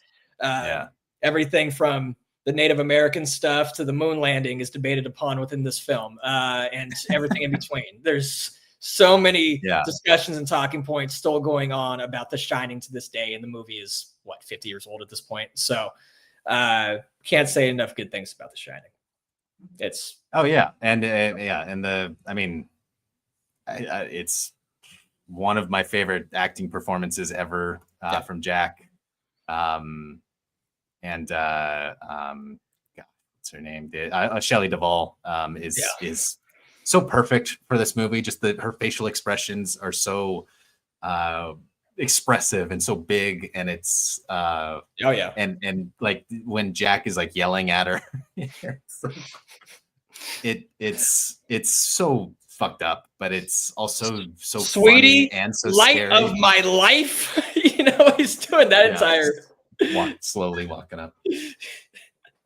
It's so good. And I want to see if this works here. This is one of my favorite scenes here. We'll see if our tech team is able to share this with us here. Yeah, if not, we will beat them with. If not, I'll read the dialogue. We could do a table read real quick. Yeah. This one. I like this back. Cool. Here we go. Let's give it a shot.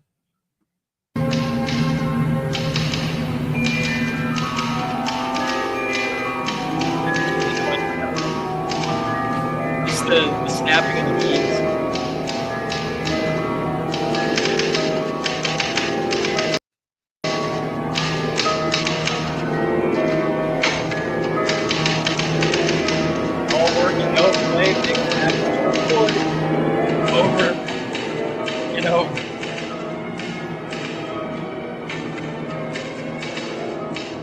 Yeah, just over in different ways, different formats. Hi, hon. You can go in there. How's it going? Fine. That sound design too, that music. Get a lot written today?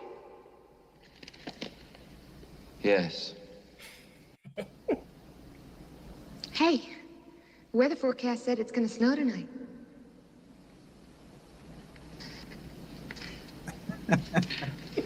What do you want me to do about it?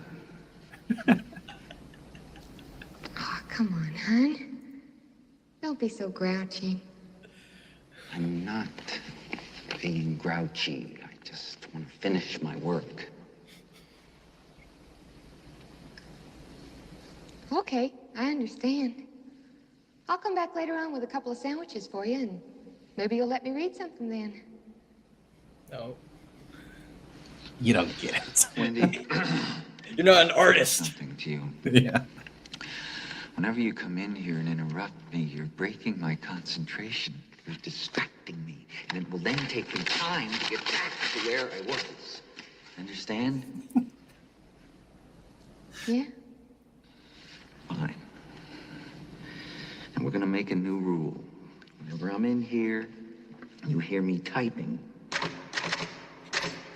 His face. Don't hear me typing. What the fuck you hear me doing in here when It's I'm like in Jim here? That Carrey means that took I'm inspiration working. from this That role at means times, don't. I swear. Oh, With some of the yeah. facial You mannerisms can and stuff handle that he it? does. Yeah. Fine. Why don't you start right now and get the fuck out of here? Okay.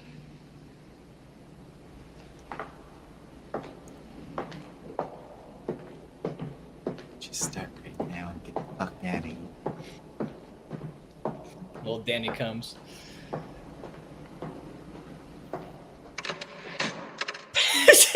He just slides it over. So anyway, back to me typing the same sentence over and over again.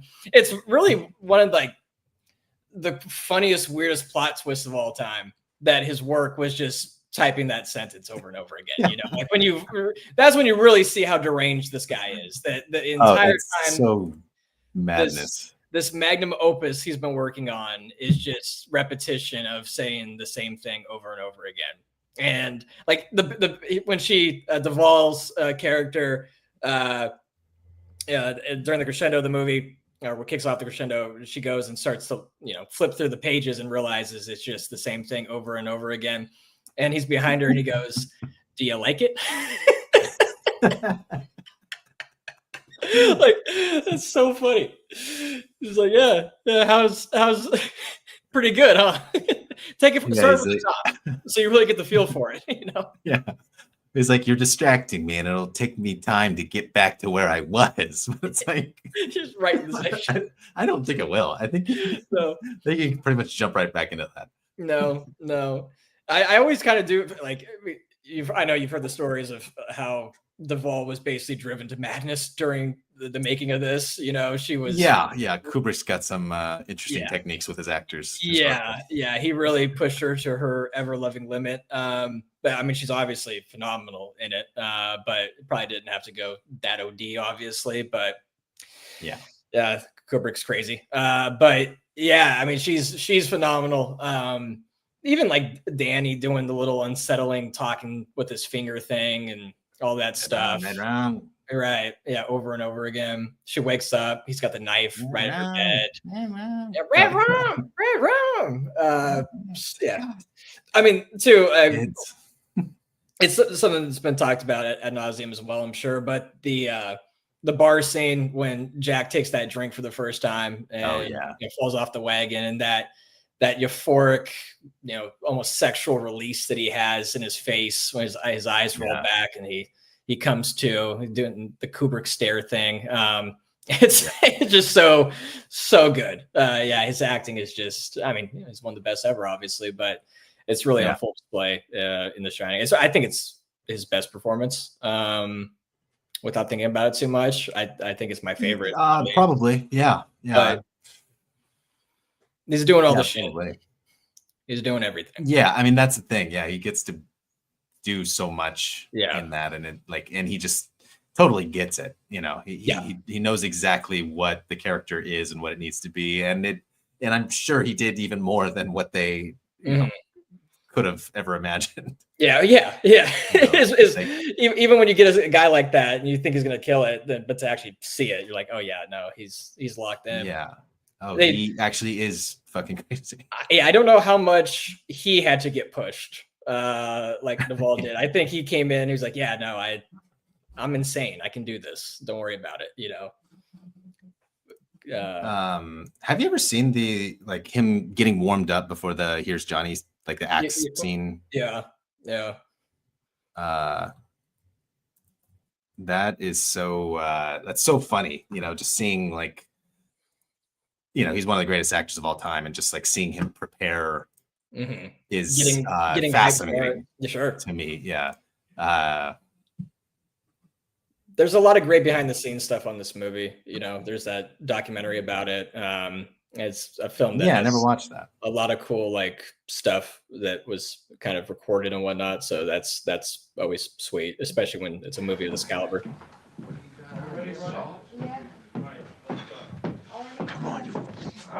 Come on, Dad.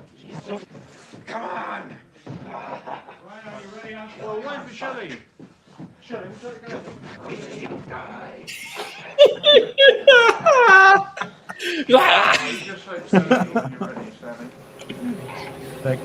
guy with the walkie is so calm around him. Like, Yeah, he's- like this is he's totally just normal. doing- Yeah, we've been doing this for months.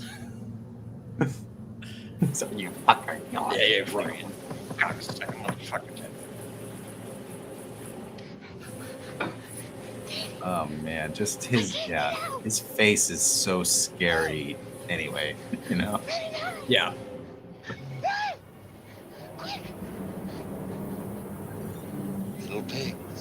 Little pigs, let me come in.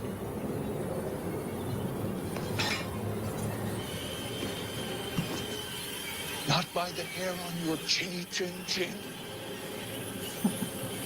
Then I'll huff. I just don't know how you contort your face the way that he can. Your house in. It's it's And his eyebrows. yeah, legendary eyebrow.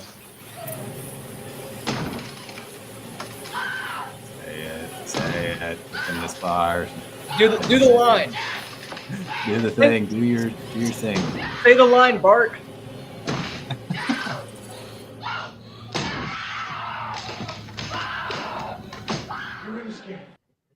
Oh, they didn't even. Ah, damn it. That's okay. Sons of bitches. Yeah, they got us on that one. Cut right before one of the most recognizable lines in. Yeah. How do you do that? No. Give me a recap of your 5. Yeah, so we had in ascending order, we had Silence of the Lambs, The Thing, Halloween, Hereditary, and The Shining. Raymond Fox's top 5 horror movies in the history of planet Earth ever. And then I had 5 Psycho, 4 Halloween, 3 Scream, 2 House, 1 The Shining. Yeah. Shining's tough to beat. I'm glad we Shining actually stuff. didn't overlap really at all. Besides, well, 2 No, movies, yeah, much less than I thought. Both had the same number 1, which I think it's hard to argue anything against The Shining. It's just because it's just a great movie. Take away the horror element or whatever. It's just top to bottom, just a phenomenal piece of storytelling. And I don't get why Stephen King hates it so much. It's like, dude, your story made a great story. What was that? Yeah, that guy's weird. Oh yeah, no, yeah, King is he's an oddity for sure. But I get it, you know. In a way, I suppose, you're protective over your own vision and how you saw things done. But I don't know if Stanley Kubrick took something I did and changed it. I'd be like, well, he knows better than me. I don't think I'd be too like that. That guy really understands how to make a movie, so like that's probably okay. You can do what you want, Mr. Kubrick. Thank you for picking my book. Because apparently, like, the story was he wanted to make a horror, and he had his assistants, like, he was just like, bring me a bunch of horror books. And he was just like reading through them and like throwing one after the other, you know, on the ground, like, this sucks, this ain't it, this ain't it. And then he finally came across The Shining and was like, yeah, okay, I can do something with this. Yeah, I don't know. I'd be pretty stoked. It's the best Stephen King movie, right? Like, out of Shawshank. Shawshank would be you can make that argument for sure. Yeah, I think Shawshank is I always forget that Stephen King. Yeah, it's a novella. That's why people kind of it slips. The book that novella is in, there's 4 stories in it, and one of the other ones is The Body, which turned into Stand By Me. So 2 of his better movies are in the same 4 novellas in one book. It's called Different Seasons is the title of the book. Apt Pupil is also in that. I don't know if you've ever seen that movie. What is it? It's called Apt Pupil. I don't know what that is. Again, based off another novella of the same title, but it's about this young kid who befriends a neighbor, and the neighbor turns out to have been a Nazi, like an actual Nazi from, like, he escapes 1940s Germany after the war and moved to America, and he befriends him. And then the kid starts going around killing homeless people For sport, it's it's a good book. Like it's a cool story. It's definitely not one of his best, but it's like a really weird, kind of crazy out there idea, but very kingy, it's very, Yeah. very kingy.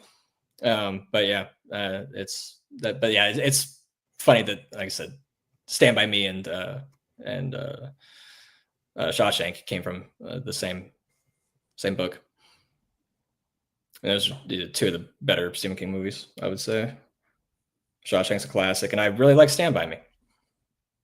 Yeah, I Stand By Me is great. Basically the same. Like the novella is not really any different from the movie. It's pretty spot on. They just changed the title because Stand By Me is probably a better title than The Body. But yeah, it is. But The Body is, I understood why he called it that. There. 4 kids in search of a body. All right, I've got another trivia question for you. Oh boy. All right. 1 for 1 so far. Although the one I got was an absolute layup. Okay. Which horror movie has the most sequels? Ooh, that's a fun question. Okay.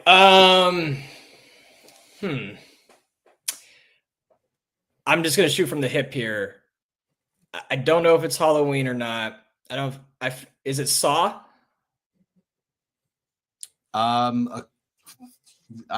This is based off of a Reader's Digest article that was made in June of 25. So this year, July of 25 this year. Yeah.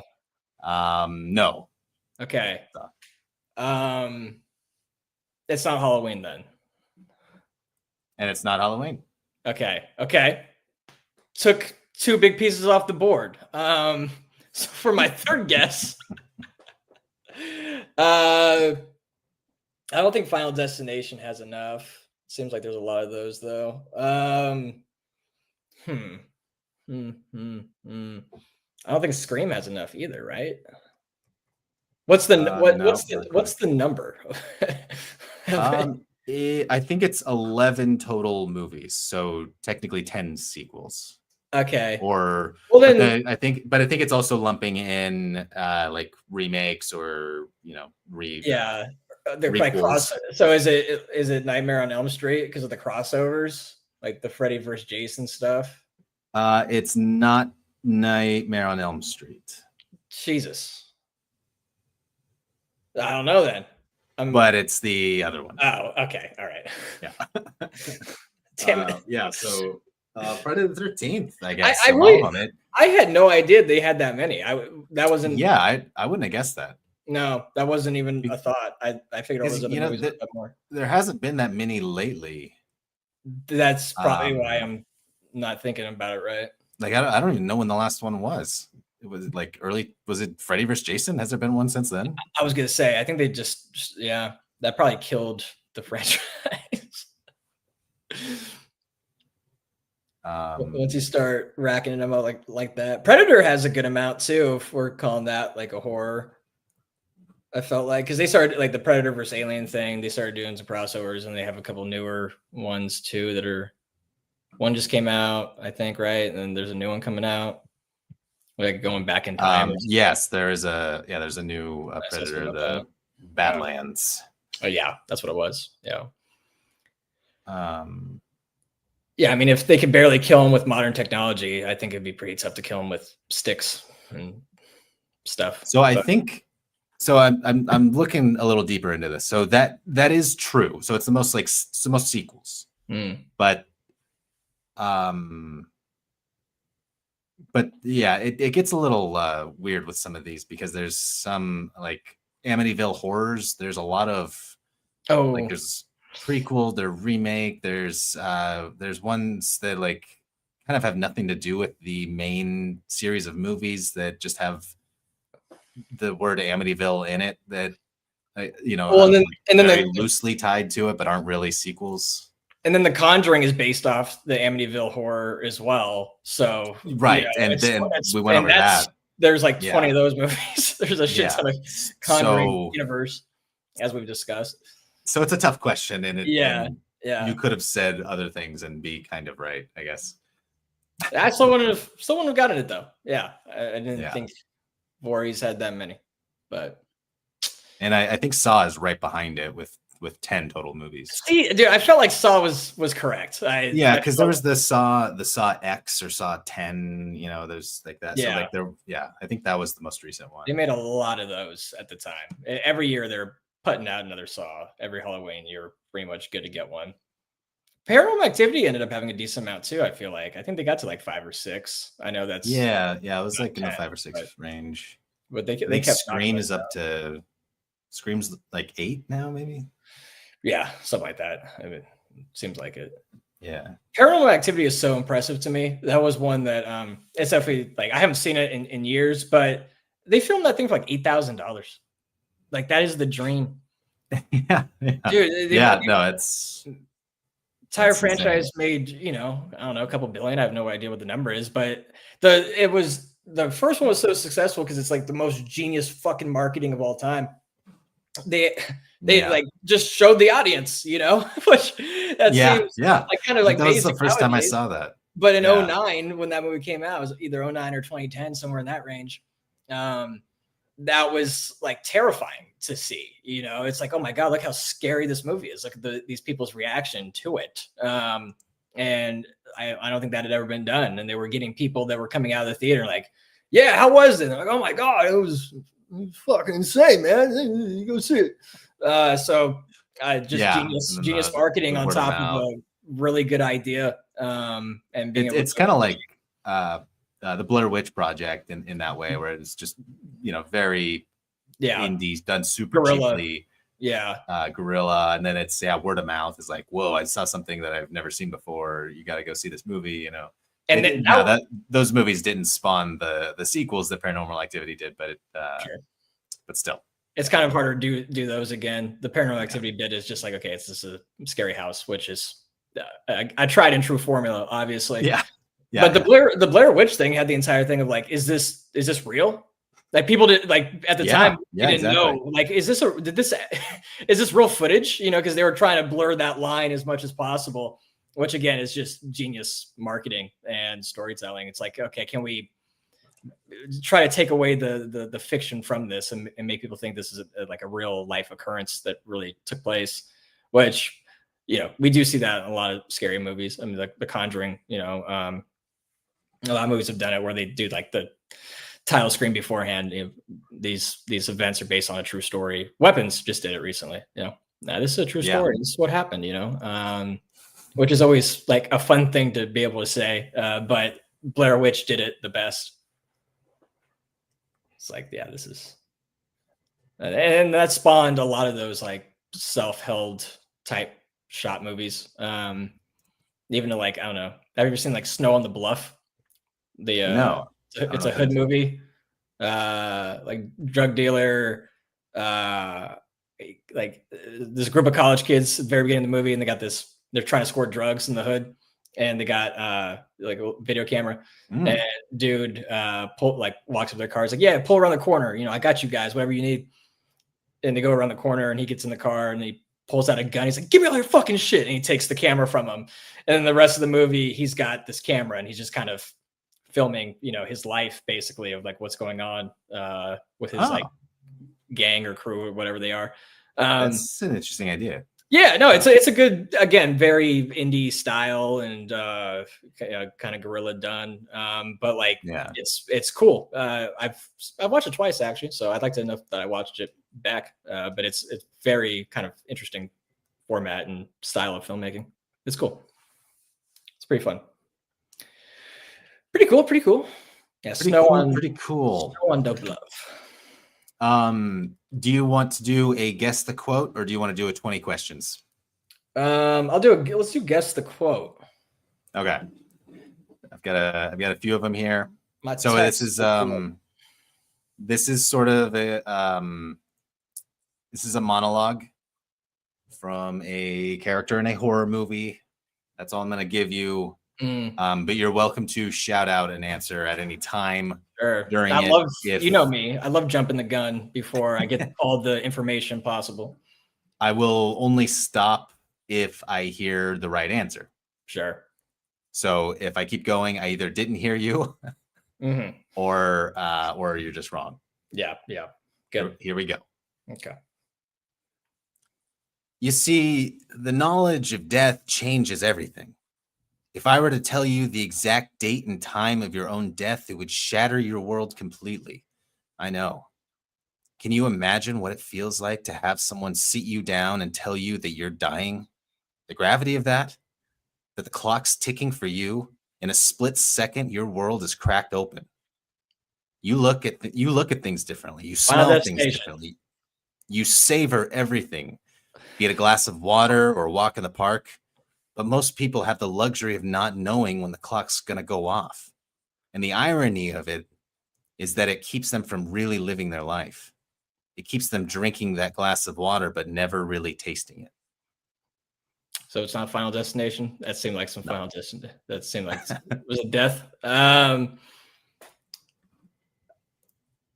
about it's a time and concepts and this like that. Oh fuck, I don't know, dude. But putting a time on your death. Yeah, no, I know. I'm trying to. This character He does can tell you exactly when you're gonna die. He can tell you. He can decide exactly when you're gonna die. It's the Grim Reaper. It's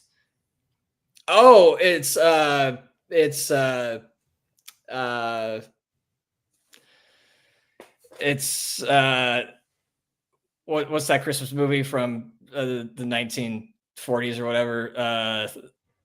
We did a podcast on it one time. I'm blanking on the It's a Wonderful Life. It's a Wonderful Life. Yeah, it's it's oh, like the guardian angel guy. The guardian angel, yeah. No, it's not. No, okay, it's not the guardian angel. Okay. I don't know, dude. I'm fucking. It's from one of those franchises that we were talking about. Yeah. Freddy. Is Jigsaw from Saw 2. Okay. All right. Yeah. Okay. I'm not really a huge Saw guy. I just I've seen a few, but the first one that's another like just super smart idea.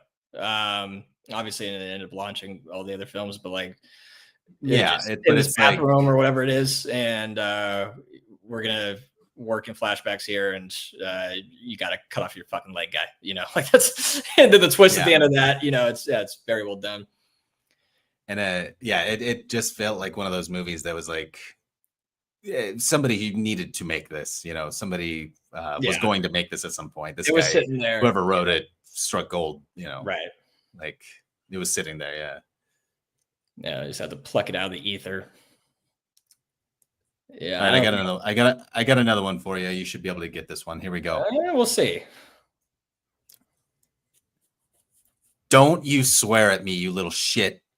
Don't you ever raise your voice at me. I'm your mother. You understand? All I do is worry, enslave, and defend you, and all I get back is that fucking face on your face. Hereditary. So yeah, there's a lot. I know that one. That's good though. That was good. Yeah, that's a good one. And it's like all I get is that fucking face on your face. Yeah, that cracks me up. I thought I recognized it instantly, but it's the face on your face. She's just so mad. She doesn't even know what to say, so you just end up sounding stupid, which is like very much a motherly thing. I remember, not that I ever pissed my mom off too many times, but I remember certain times where your parents get so mad at you they don't even know what to say. You just say something stupid, and then you just look at them like, oh yeah, and then you laugh at it, and it makes them madder. It's just. Yeah, I've definitely had those moments. Yeah. But I've also been the kind of person that, like you just in the moment, sometimes it's hard to say something cool or something that's effective. And you just. Sure. How many times have you ever said something and then you think of a way better thing to say, 5 minutes after the fact? Oh yeah. That's always how it is. That would have been gold. That would have sounded like an action star right there. But now. All right. Last one. Yeah. I got one more for you. Here we go. Darkness falls across the land. The midnight hour is close at hand. Creatures crawl in search of blood to terrorize y'all's neighborhood. And whosoever shall be found without the soul for getting down must stand and face the hounds of hell and rot inside a corpse's shell. The foulest stench is in the air, the funk of 40,000 years, and grisly ghouls from every tomb are closing in to share your doom. And though you fight to stay alive, your body starts to shiver, for no mere mortal can resist the evil of the Thriller. Ooh, the Thriller. Michael Jackson. That's what it is. Yeah, it's the Vincent Price thing at the end. I got it. So anyway, Nice. moving on. Nailed it. Yeah. On fire over here. So what else we got? Just thought I'd spit a little for you. Yeah, no, you were. Anytime you can bring some bars to the show is a good. It's a tactical win for sure. Yeah, it's always a good thing. Vincent Price is my favorite poet. Yeah, that's because he wrote that. Okay, yeah. No, that's good. That's tight. No, funny thing about that is that he didn't think, like, he agreed to just get paid up front for that. Okay. So he got paid like $20,000 or something to read that at the end of, and then Thriller becomes the biggest song in the history of song, film of music. I'm saying we're talking about film too much, of music. Yeah, I mean, it's so. I saw a thing the other day, and it listed Thriller as like the 21st best like spooky season song of all time, and I'm like, come on, and I'm like, are there 20 songs in the history of music that are bigger than the Thriller? Yeah, really. Like just music, like it's Jackson's biggest hit, right? I think it has to be, and it's got to be. And to this day, but he's like the most famous. Yeah, it's insane. Most famous in the history of the Earth, maybe. Like, I mean, certainly at the time he was the most famous person in the world. Yeah. So then, like a year, 2 years after that, he's like, Vincent Price reaches out to Michael Jackson and his people. Is like, hey, can I get a percentage of that? Or like I didn't know it was going to be this, and they're just like, sorry, buddy. No, absolutely not. Yeah, that's one of those like really. There's so many of those historically good or bad deals through the history of America, well, the Earth, obviously, but that's got to be an all-time bad one. That's all time shooting yourself in the foot. I mean, you would like if it was me, obviously hindsight, but I'm just gonna bet on Michael Jackson. Yeah, you would think. I mean, this is post Jackson 5. His first album was successful, but it wasn't what Thriller became. Sure. Yeah. But even with his resume up to that point, you would still think, maybe I should get a percentage here. You would have seen some of that talent, or at least do like the split, like, okay, pay me 10 and then I'll take exactly. You're gonna give me, like, I need something. Always take percentages. Always, Always. Like if you get a point or two, like you take your point, man, like just do it. Yeah. It's probably it's insane. Only just because I couldn't live with myself if I did something like that. I would never be able to forgive myself if I could have seen some of the action forever and it blew up. Like I would just live with that regret. The first thing I would think of every day is, oh my God, I missed out on Thriller every single day of my life. Yeah, every seriously. day. The whole time. On Thriller. You're waking up in the middle of the night. Yeah, dude. Thriller.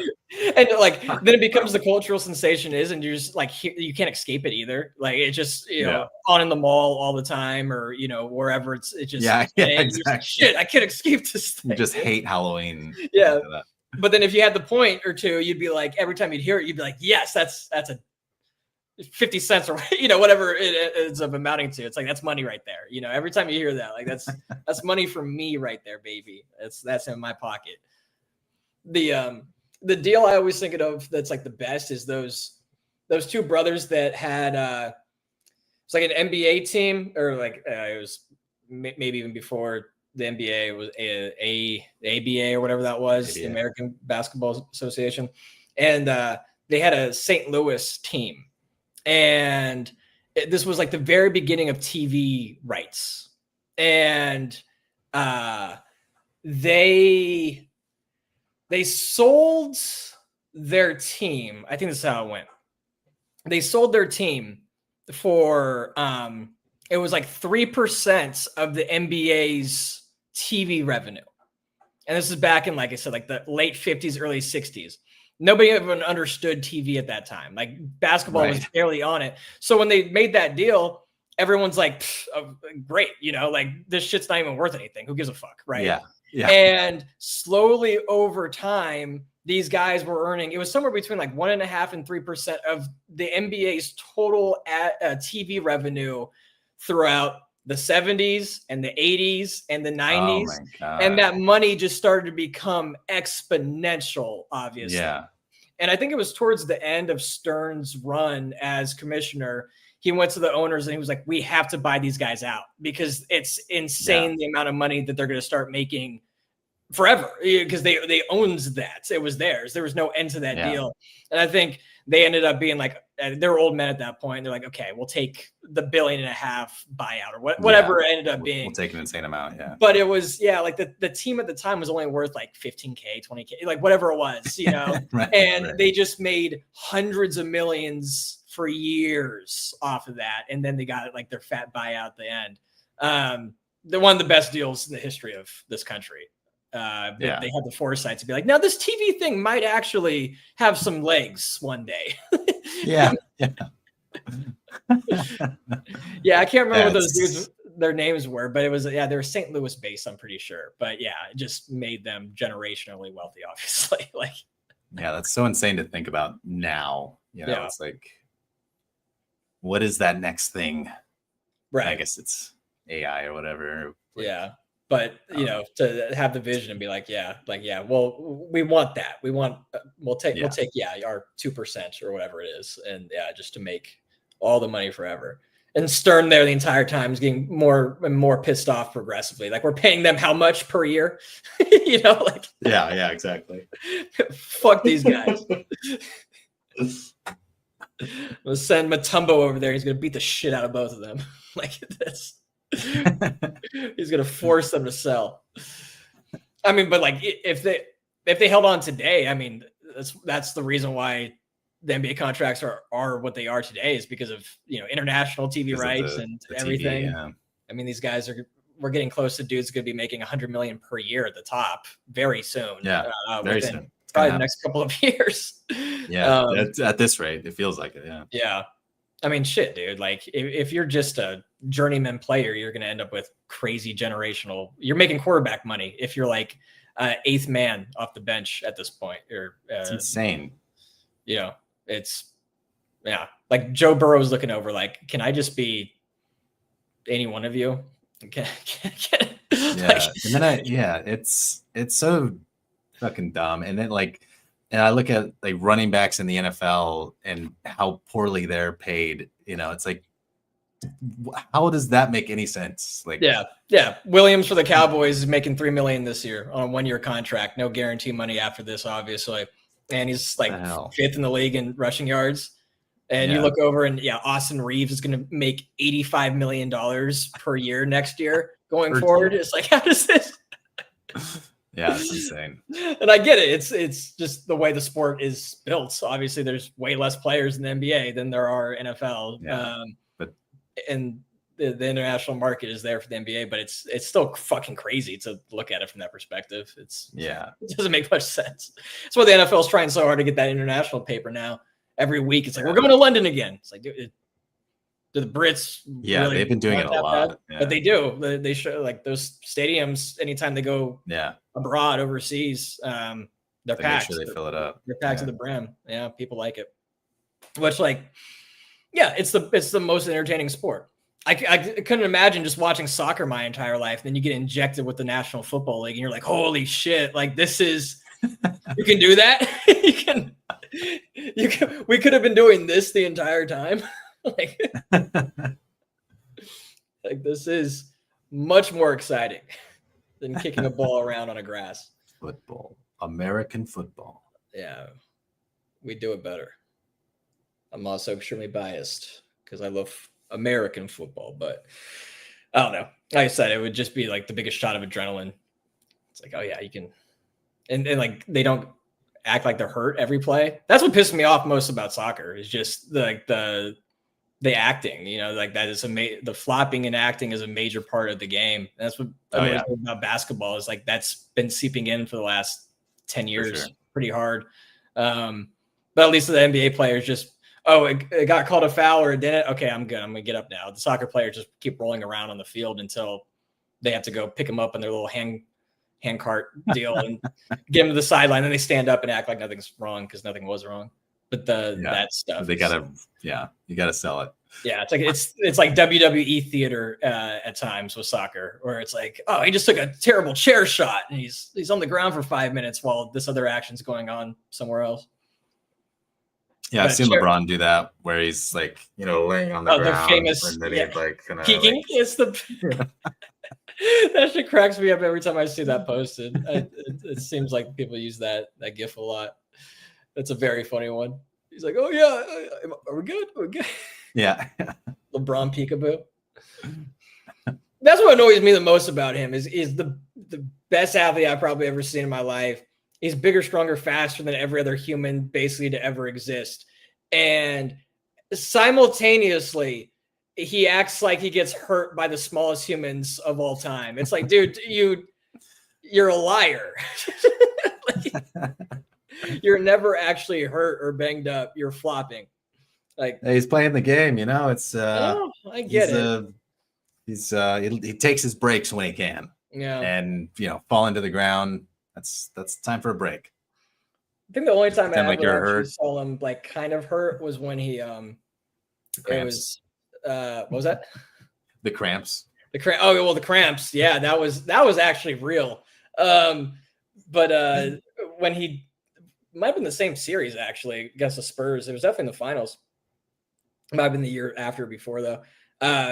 When he dove head first into the camera and like cut his face a little bit. Do you remember that? Oh yeah. He hit the lens on the baseline camera, and it really wasn't bad at all. But he acted like he got shot in the head with a 12 gauge, and he had to go out of the game a little bit and get kind of. I don't think he had to get stitches or anything, but he was cut up there, and that was definitely a hard hit. But again, you're like the strongest, biggest dude of all time. Like that shouldn't have affected you too much. Hockey players get hit. They lose 4 teeth by a puck and they're like, I'm fine. I'm going back out there. Coach. Well, different breed. Different breed sure. of athlete for sure. Yeah. But still, it's like, dude, you're the LeBron. Like you gotta be tougher. Those fools break bones. They're like, I'm fine. I'm good. I can go play. Yeah. Like they have to be literally dead. But again, they're all psychos. Hockey players are the most deranged human beings to ever probably walk the earth athletically. And it's a cultural thing. It's like, don't be a bitch, like we're all going to judge you if you don't go play. Like, you only lost your 2 front teeth and your nerves are exposed. Pussy, get out there. Like your nerves are exposed. your teeth nerves. Don't know what those are called. Ugh. Ugh.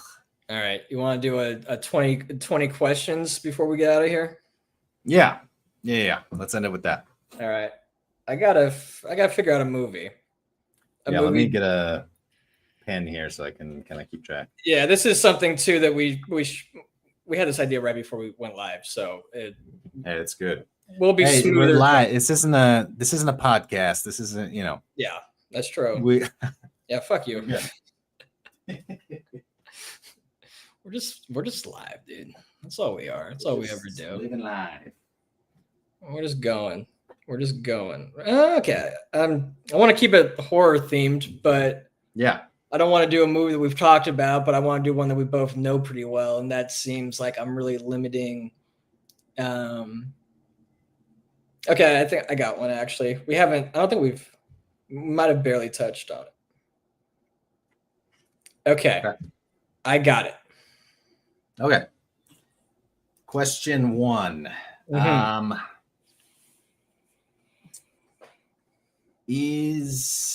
How do I start with this? Yeah, that's the theory of this. It's like what are the best questions to ask early on? You do already know it's a horror movie, so that takes I away know the it's a biggest horror. early Yeah. one, which would be like, okay, is it? You have to figure out the genre. So you already have a massive leg up here, actually. Is the main character of the movie, is the main character a male? Yes. Okay. Question 2. Is the main villain of the film also the lead actor or character? No. Okay. That's a good question. That's a good question. You're good. Got 18 more of these. I've done this before. Yeah, I've got 18 more.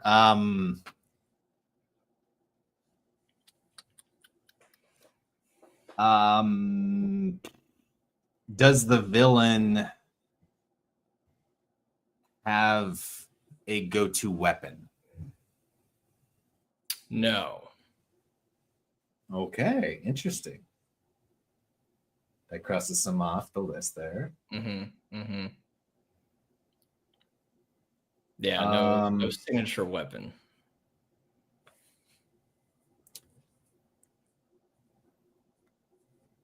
Is this film part of a franchise? No. Okay. I should have just chosen Scream 4. That would have been really tough. Yeah, that would have been tough.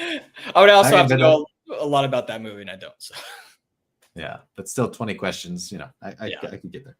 Yeah. You start blending those. No, I wanted to make it an organic one offer.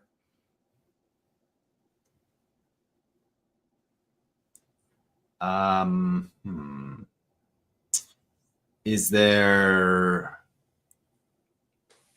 there like a comedic elements to this movie? Yeah. Okay. I mean, it's not the funniest movie in the world, that's for sure. But yeah. Sure. Yeah, there's a few. Okay. Are the deaths I imagine there's death scenes. I'm going to assume there's death scenes. Are there graphic, grotesque kind of death scenes? Yeah, yeah.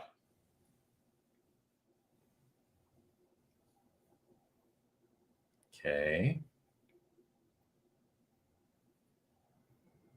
All right, let's think of era here. Was it made in the 21st century? Yes. Okay.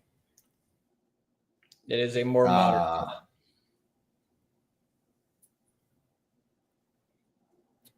Well, let's go further. Last 10 years? Yes. Okay, here we go. You're building. We're getting somewhere. I should be able to lie at any time on one question. No. That would be so hard. Yeah, that would be. It's already hard. Yeah, for sure. I don't have a guess yet. 20 questions and a lie.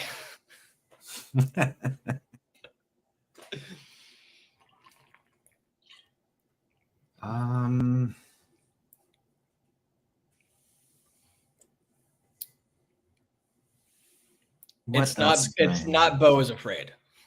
I will say that.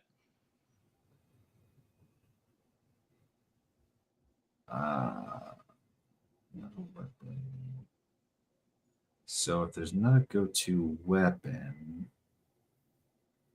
what could that be? What could that mean? Is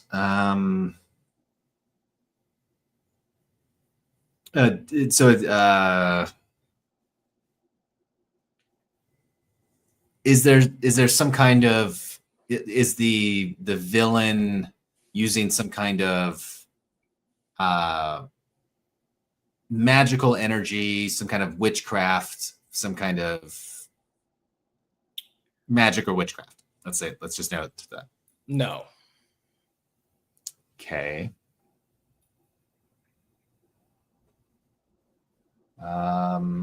This is tough. Yeah. I'm not going to elaborate anymore on that, but no.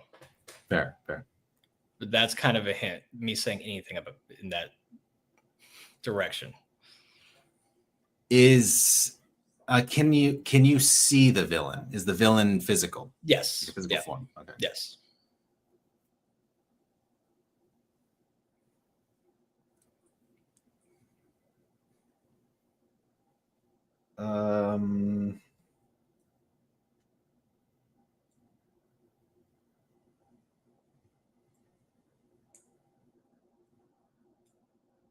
Spooky.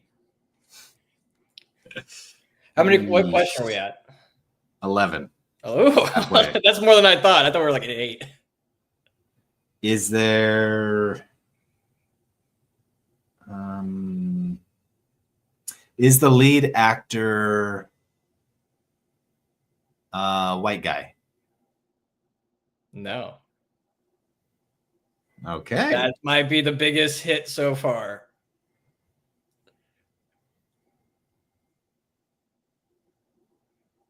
You've narrowed down a lot of options. Is the villain a regular guy? No. Definitely not a regular guy. But doesn't have any magic or witchcraft. No. Or a signature weapon. Right. Yeah, that's pretty strange. But it's true.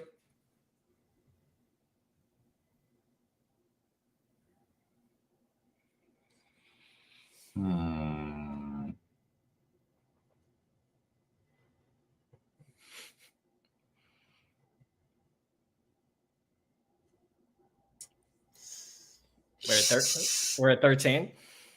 Where this will be my 13th question. Lucky 13 is shoot.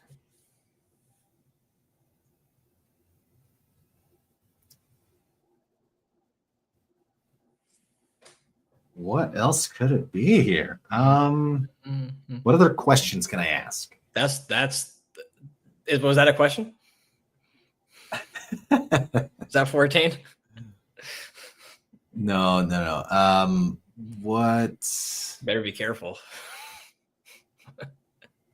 I'll start dinging you for asking hypothetical questions about the game itself. Not a regular guy. So is the villain a either undead or a ghost? No.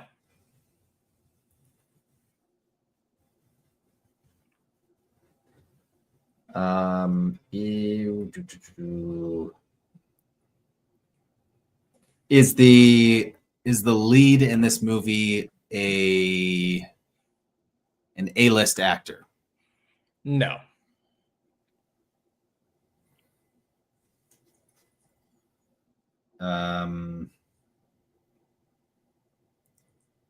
Here's something. So is a little more clarity on the villain. Is the villain one person? Yeah. You thought about it. Well, it's one. Okay. It is a one of one.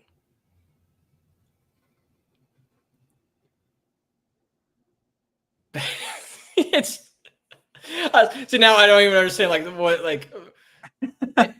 do I have to say I don't know how much I have to go into description about the question though, or in my answer. I mean, it's supposed to be just yes or no Right. questions. That's what I thought. Yeah. So you just do your best with that, I guess. Yeah. Yeah. It's definitely not a group of people. The answer is no.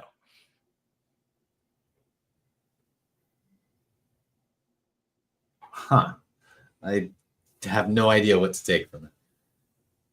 Besides, it's just one person. Question 16. We're getting close here. Shit. Is the villain? He's not a regular guy, but he's not a ghost or zombie or whatever. Right. Is the villain a human? No. Okay. See, I almost gave you that on the last one. So I'm glad I made you at least burn another question to get there. Fuck. Yeah, super not a human. No weapon. He's not the lead. Not not white.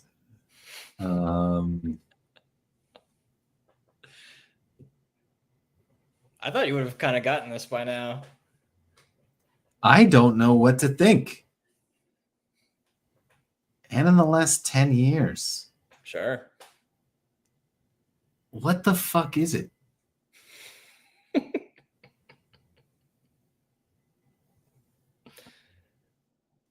think we've talked about it before. I'm pretty sure. We've talked about it on one of these. Not recent. No, not on these. But okay. Just, I think after I saw it, I sent you a text about it.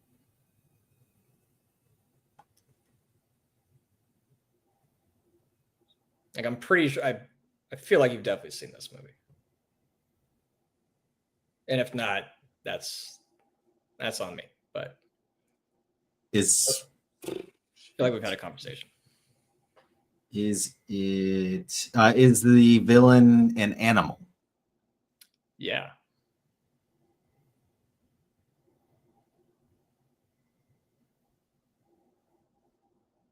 Yeah.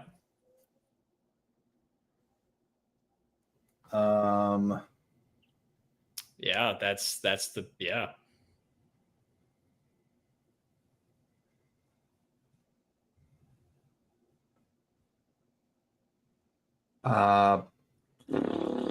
What number are we at?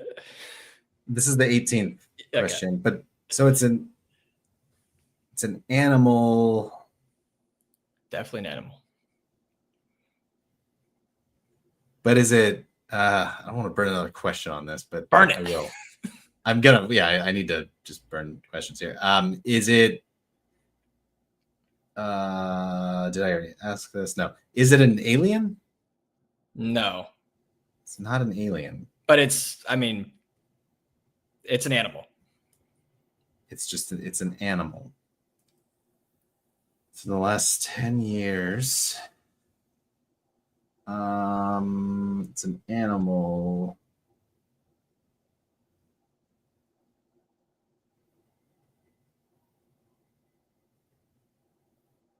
So we're at 9. You got 2 more?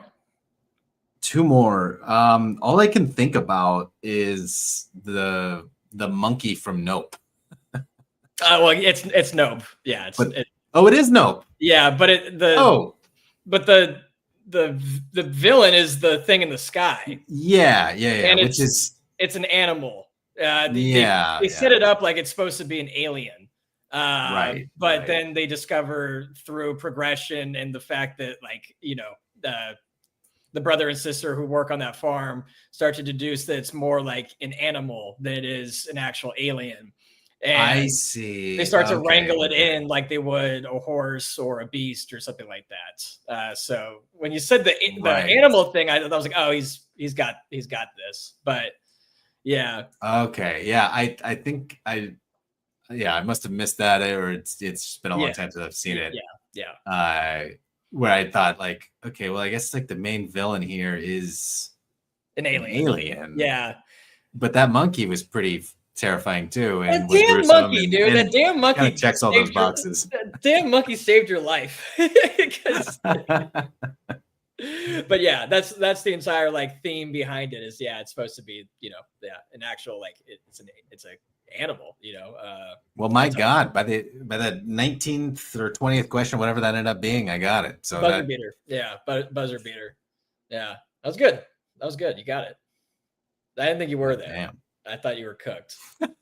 I thought so too. I thought you were cooked. That's why you get 20 questions. Yeah, no, that's good. That's good. I like that. Yeah.